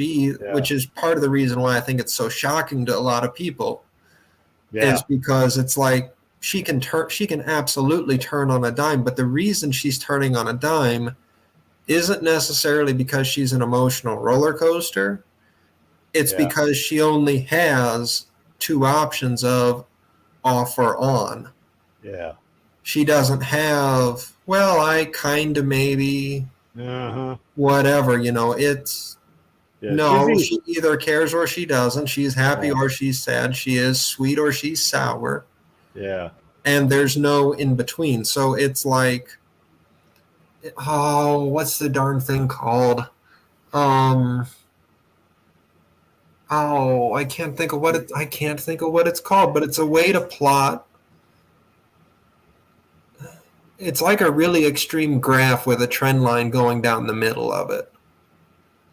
And you see this trend line of stability, but around it are all these just purely extremity points. Yeah. With nothing in between. And you say, well, here's your average, that's what we see, but you don't see all of the extreme points. Well, in Alita's case, you just see the extreme points, and if we could plot the trend line, it would all take you back to the center. It's stable. Yeah. By the way, Mandatory Carry says, was it 99 red balloons, or in German, was it 99 Luftballons? I can't remember who sang that song, but it wouldn't be 99 balloons there, Mandatory Carry. I think they only released one balloon. So,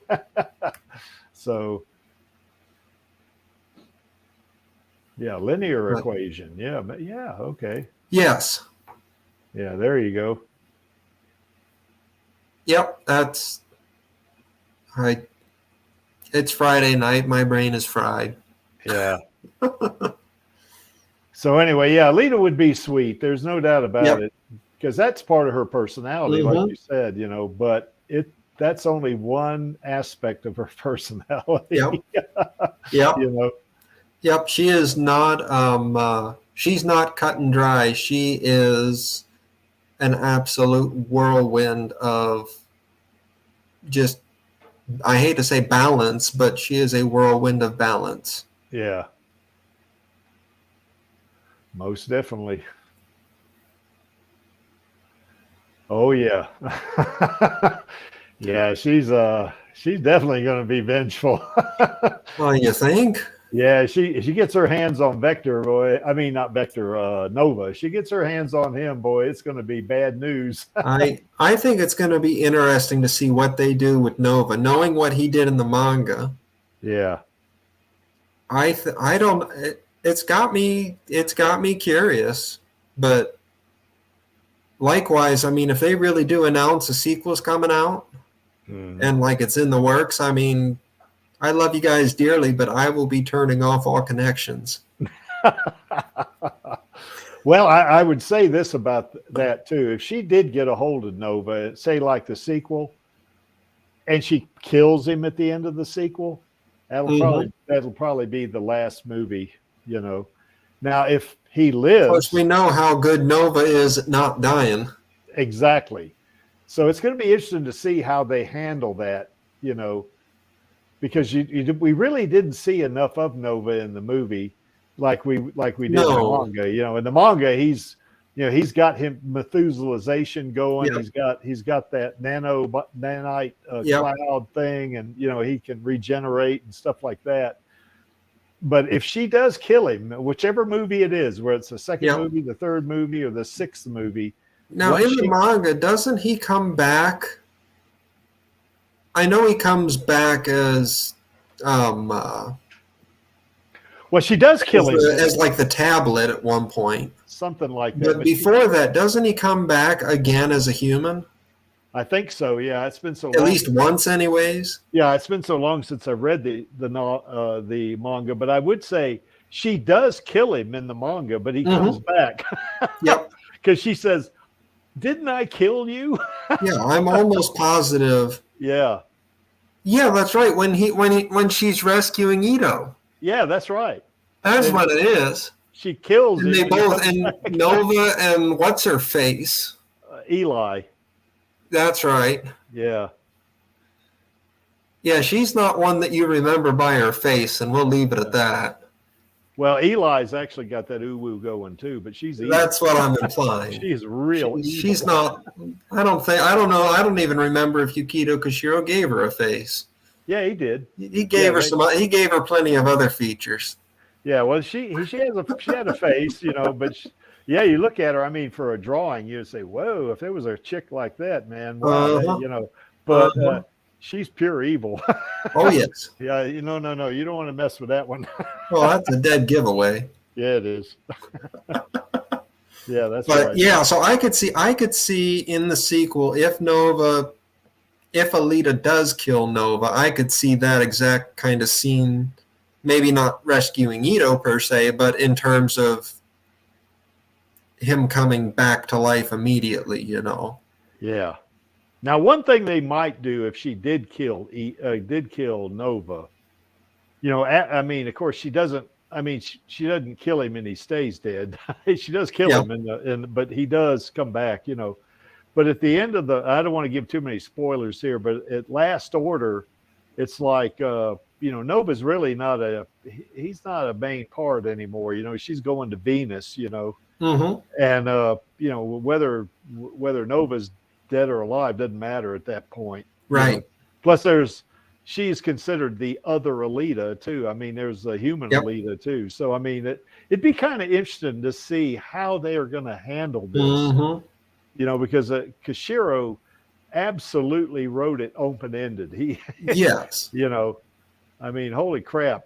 If it was me, I would find a way to at least, I'd do it like one series at a time, if you will. Yeah. And I would wrap the film series up in like some kind of positive light conquering Zalem. I don't know, something of that nature. But yeah, I don't know. I do think they'll leave it open ended, but I could see a series. Yeah. Oh, absolutely. I could see a bunch. Well, we've talked about that. Yeah. Matter of fact, I'd like to see a series, where the series that set up the end of the movie. When she loses Hugo, they do the time-lapse photography of Zalem, and then she points the Damascus blade up. There's a period of time between. Yeah, it's like 6 months, isn't it? Something like that. Now, Maxie thinks it's 2 months, but if they were talking about a whole professional league season, it's going to be more than 2 months. I mean, yeah, she goes through. I guess it is 2 months. I guess they do say 2 months, don't they? Well, I think so. But my thing is that okay? Are they going to be able to get through an entire season? Right. You think about pro football. Yep. I mean, it starts in September and ends with a Super Bowl in February. That's That's damn near 6 months. Oh yeah. So I could see them getting through like the main competition. Yeah. In that, like, for instance, I'll say the playoffs, playoffs and the Super Bowl. Yeah. Well, in her case, but everything leading up to that would maybe be 4 months prior. Well, the thing of it is, though, like the point that Hugo falls and when she raises the Damascus blade, whatever that time period is there, she's in the second league. Yep. Okay, so do a series, at least one season, of her going through the second league. Yep. I would love to see that. And really that I hate to say that wouldn't be hard, but in terms of like the CGI budget, it's going to be hard. Yeah. Well, no, it wouldn't. I really don't think it would be, because think about your sets. You've got Iron City, which is already built. It's a practical set. And then you've got the motorball track, whose scenery really doesn't change that much. Yeah. And then, so the best example I'm going to give for this is if you rewatch the first Top Gun movie,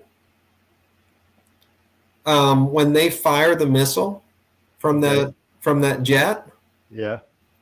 they only ever fired one missile in all of production, and that's a real missile getting shot. But what they did is they captured it at so many different camera angles that they were able to play around with it in the film. Yeah. And make all those different angles show up. So as far as the motorball track is concerned, yeah, you're going to move the people around a little bit. But in terms of like critical dialogue and expression and things like that, like that's going to change. But everything kind of in between there can be pretty straightforward. Well, they're going to have to mocap Rosa again, though, if she's in the series, which I want her to be. Mm-hmm.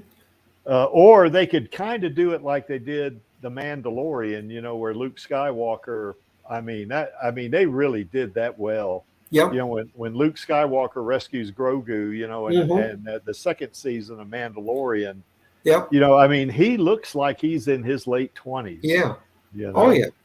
I mean, they could do that with Alita. Now, Yep. it wouldn't be quite as good as mocap, but it would still be, it'd be pretty damn good for a series, I think. Yeah, I think there's ways. I think there's ways to do it where, like just in the sense that Motorball is moving fast enough that you can blur some stuff and it's going to still look pretty darn good.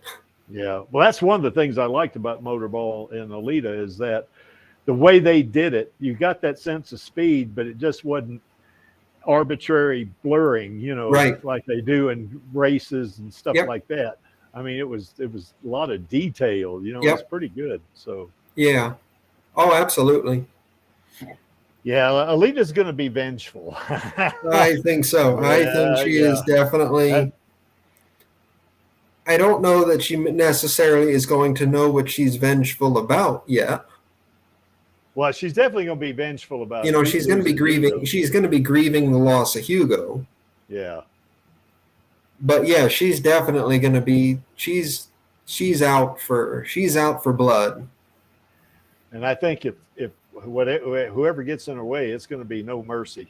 Absolutely, that is a given. Yeah, that is a given. Yeah, if she was your girlfriend, you wouldn't want to piss her off. No, that's typically a given, but yes, especially true with Alita there. Well, I don't think she'd kill you, but she'd probably make you wish you were dead. That would be worse. Yeah. That's back to that psychopath thing where you're kind of hoping that maybe she is thinking logically and just kills you. Yeah. Okay, so I think just kind of going back, I guess I'm going to kind of go back. Was that the last one? Yeah, that's the last slide there. Okay. But I think we established that she's going to be accepting of reality, but not submissive. She's not going to just say, "Oh, I can't do anything." So that's not going to happen. She ain't doing that. Yes, she is going to be mad. Yep. I think that she won't be psychotic. No. Yeah. But she will have psychotic episodes. Well, she'll display behavior that you might construe as psychotic. Yep. Particularly when she goes crazy if she's fighting somebody, you know. Right. I mean, and I could see some flashbacks just driving her up the wall. I could see that. Whether it was a flashback to her life in the or a flashback to life with Hugo or Ito or whatever. You know, I could see. I mean, that's. Yeah, I agree. The whole Wolverine comparison there, he has quite a few flashbacks that drive him to do things that he would not have otherwise done. Yeah, I think so.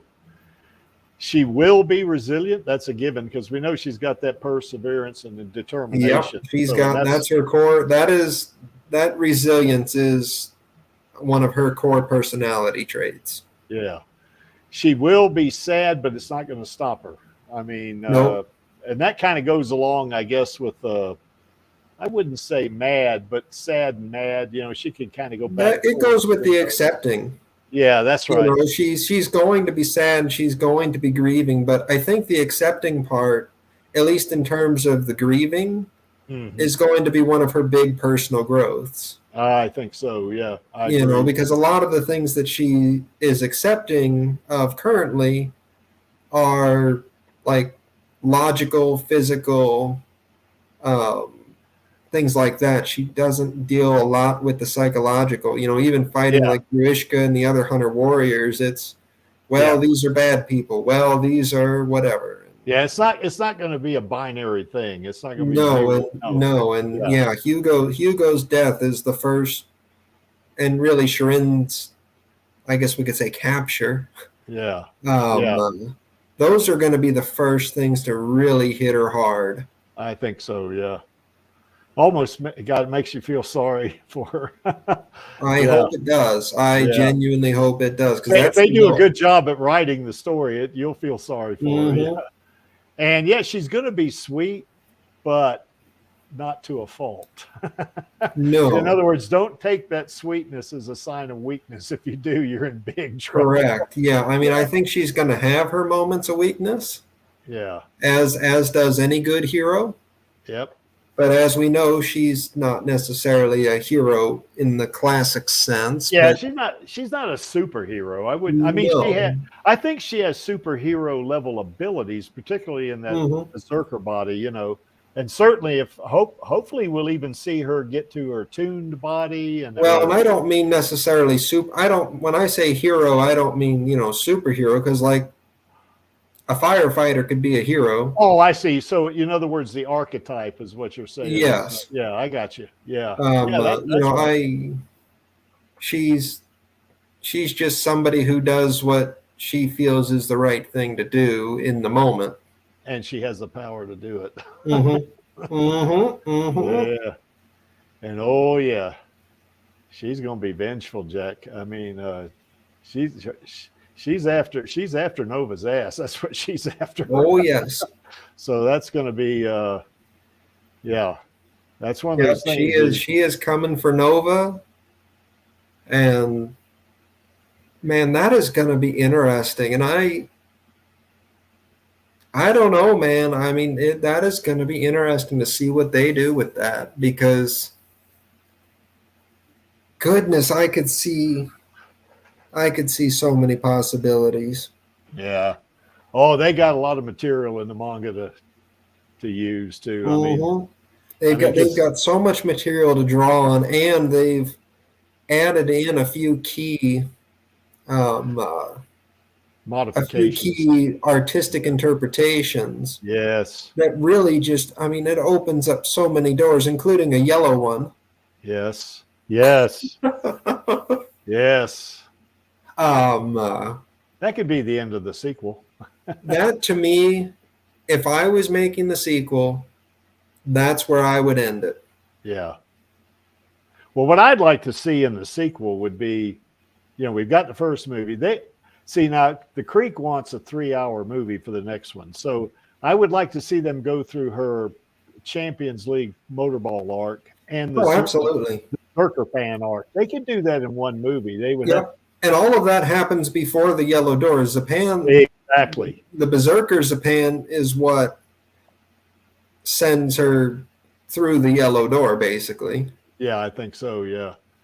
And Yeah. then after that, the third movie could be her going to the Badlands and being in the tuned program, and they could go. And to your point about making a series, not only could they do a motorball series, they could easily do a Badlands series. Yeah. By the way, mandatory carry, it's not a red door, because in the manga it is a yellow door. It's they give her an option. You can either die or work for us. And of course, she makes the right decision there. She says, "Okay, I'll work for you." And that door she goes through, takes her into the Badlands arc. So, and it was literally a yellow door. So, FYI. Mm-hmm. Yep, and I could easily see a Badlands series that was like a Wild West. Yes. It just had that feel to it. Mandatory carry is kind of invoking the Rolling Stones here. Yeah, I want to paint the red door black. Well, Yes. Wednesday already did that. Yeah, that's right. So anyway, that's a good catch there. Mandatory carry. Mandatory carry must be a man of culture. I mean, if he knows that. That's what I'm gathering. Yeah. So anything else? Is there something we missed? Now, this is just what I came up with about Alita, you know, about her personality. I can't think of anything else, but just a fan, I think you probably know Alita better than I do. So what did I miss anything in that list? Well, I mean, I think even if it's not on the list, I think we covered all the other tangents just about the, because, you know, I mean, we talked about grief, we talked about love, we talked about, we talked about happiness, we talked about, you know, she's going to have her high points. She's going to have, you know, there's going to be points where she's absolutely ecstatic living her dream. Yeah. And there's going to probably be a point where it all comes crashing down. Well, when she's in her civilian body, she does have happy moments in her civilian body. Well, and one of my absolute favorite panels from the Motorball arc is when she arm wrestles Joshigan. Oh, God, yes. We got to see that. That is one of the best personal growth moments. Yes. Because that's her turning point. Like, up until that point, yeah, she is kind of bent on, I don't want to say killing, but she is just bent on conquering the track, and she's out to find her memories and just put herself through just misery, basically. Self-inflicted misery, and Joshigan, and she sees Joshigan as nothing more than something standing in her way. Yeah. And or a means to an end. Yeah. Yep, or a means to an end. And Joshigan opens up this door for her that kind of shows her the light and says, one, we're a lot like each other. Yeah. And more importantly than that, there's more to this game than just meets the eye. You know, it's not, you know, back to that whole logic thing. She's taken it very logically up until that point, taking it at face value. And Joshigan says, no, there's more to it than that. You know, I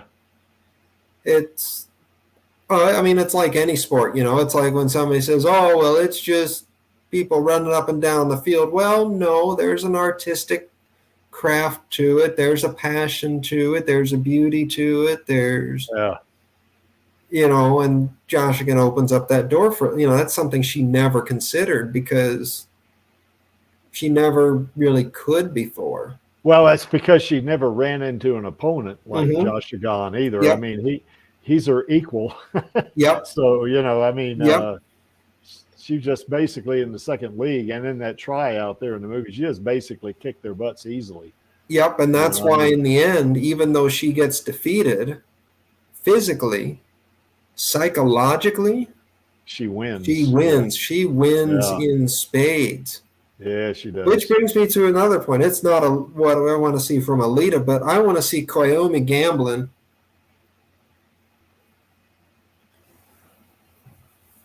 I want to see Koyomi running the table somewhere. And I hadn't thought of that.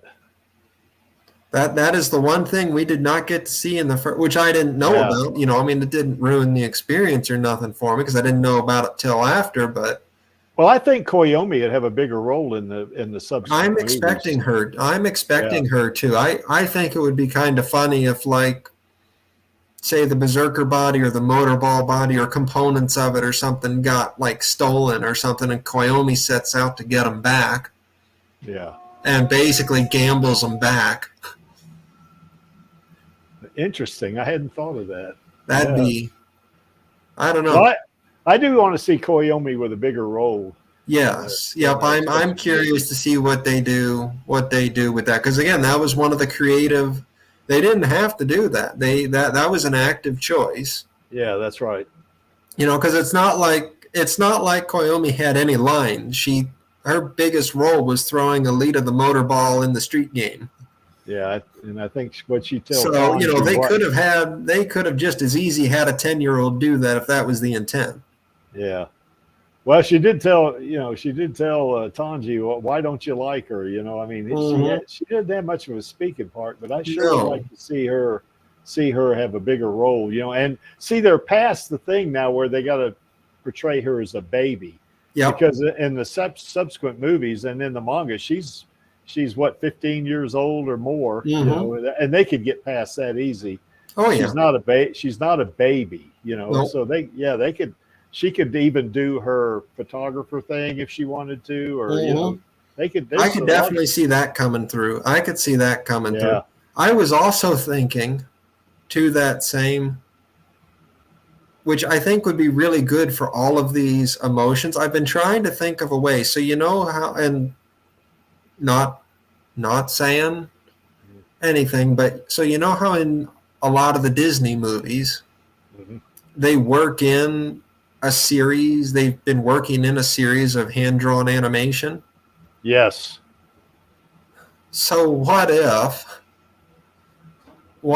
like they use Koyomi and her camera as a way to work in like hand-drawn manga panels of like, say, the motorball track or whatever, and you get a series like when Koyomi's looking through the camera and then it shifts to hand-drawn animation to, say, maintain the PG-13 but go up for that little bit more intensive, or maybe and such. Maybe rotoscope. Yeah. That'd be, I don't know. Well, I think they could do series on both, not just live action series, but they could do anime series. Oh yeah. I mean, they got plenty. They have enough emotions to pick from, and they have enough mediums to pick from. Yeah. I think it'll be interesting to see what they do, because, like I say, we've talked about, there isn't a single emotion I can think of that Alita won't display, because, like we said, she's in the Motorball arc and she's in the Zapan arc. Yeah, she's a wreck. Yeah, like, she is lost. She is confused. Everybody she knew is no longer in her life, whether directly or indirectly. And she's mentally a hot mess. Yeah. So that is not a dynamic you see too often done well on screen. And if they can pull that off, God, yes. That is Oscar worthy. That is a part of our anything else there, being a hot mess in that thing, because if with all of her friends and family dead, she's going to be a hot mess. Yep. And the ones that aren't dead, she abandons. Yeah. So, it'll be, confused can be on there, and she's going to be confused. She's going to be lost. But she's also going to be purposeful. She's going to believe that she has found her way. Yeah. So that's going to go with naive and everything else. Well, I think by the time she gets to Zapan arc, I think naivete is going to be, she's not going to be as naive as she was in the first part. No, and the Zapan arc is what drives that hammer home. Yeah. The defeat by Joshigan is what. Yeah. The arm wrestling for Joshigan is what starts that ball rolling. The defeat in the motorball arena cements that, and then Zapan comes along. Yeah. And my goodness, I mean, you talk about a rebirth. Well, think of that, how they could segue that. I mean, she fights Joshigan, and then, Joshigan, of course, he dies, but spoiler alert. Yeah. And the next scene, she wakes up, with Ito. It'd be kind of like the first part of the movie, you know, the Yep. first movie. She wakes up and wonders, where am I, or what happened, you know, and stuff like that, you know.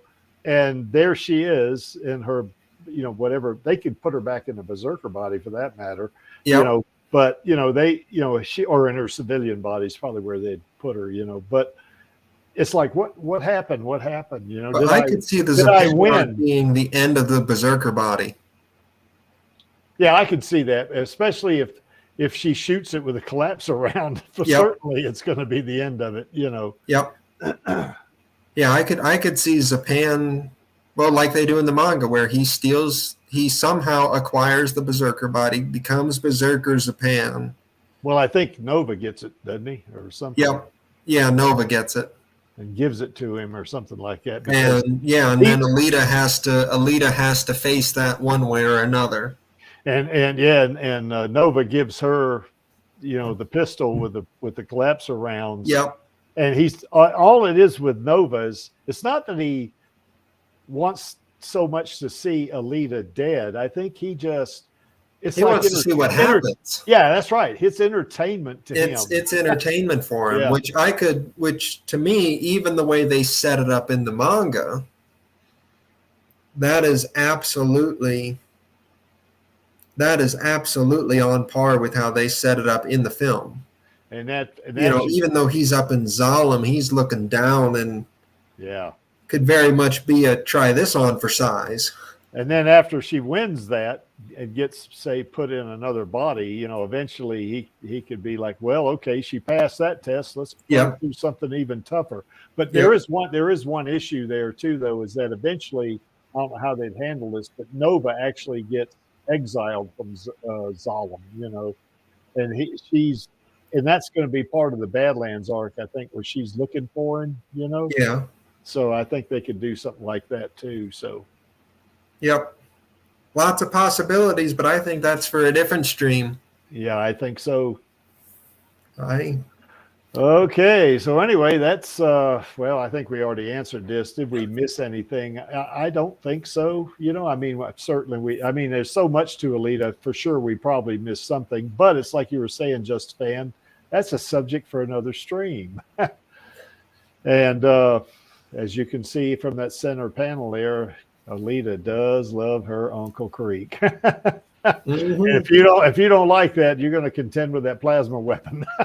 So that's the way that one's going to work, you know. And then, of course, here's our queen right here, Rosa. God, I tell you, Rosa is great. I mean, they could not have picked a better actress for Alita. I mean, you know, like I've said in other streams, you know, there were a couple of really good actresses that were going for that. Certainly Zendaya, I think, would have done a pretty good job with Alita, you know. But I think Rosa was the very best pick for sure, you know.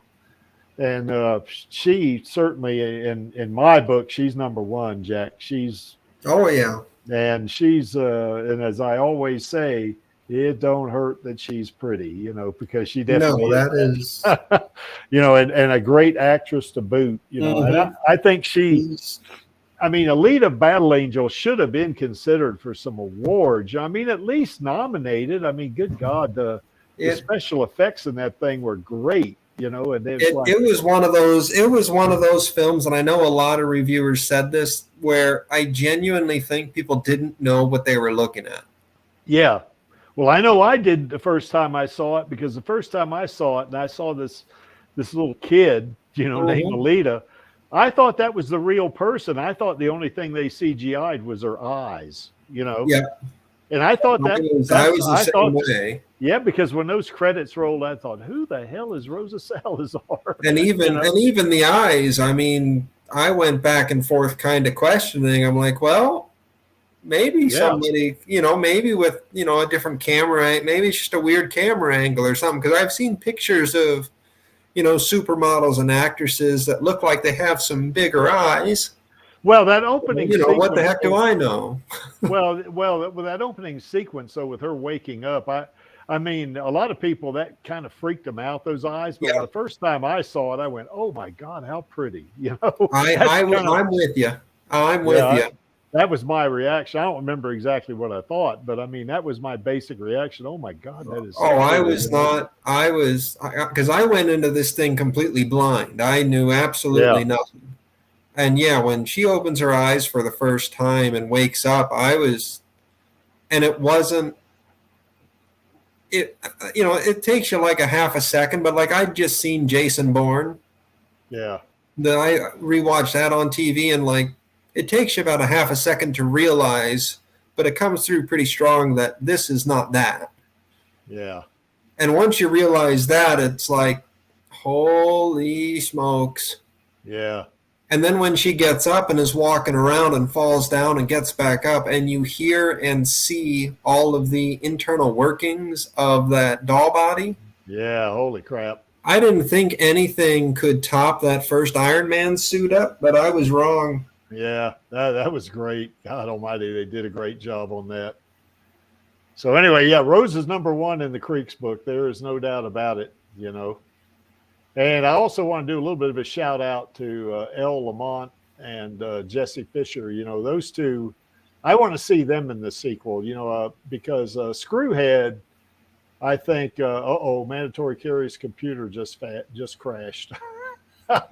So anyway, I guess he can hang on for something. But yeah, those two, you know, they brought Screwhead to life big time. And I'd love to see Screwhead come back in the sequel. You know, I think Elle, you know, when we interviewed Elle, she thought it would be a great idea that, you know, when Screwhead comes back, she kind of forms an alliance with Alita, you know, because she's all pissed off about everybody, but she was, you know, I mean, she was kind of thrown against the wolves because, you know, let's face it, Alita in that berserker body, because that's what she raced those cyborgs with. Yeah, that was not fair.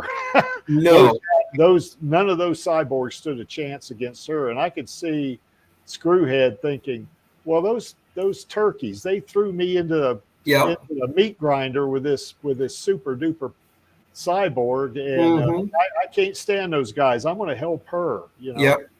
Yep, and she was always, and Screwhead was always kind of like the outcast, you know. It's like,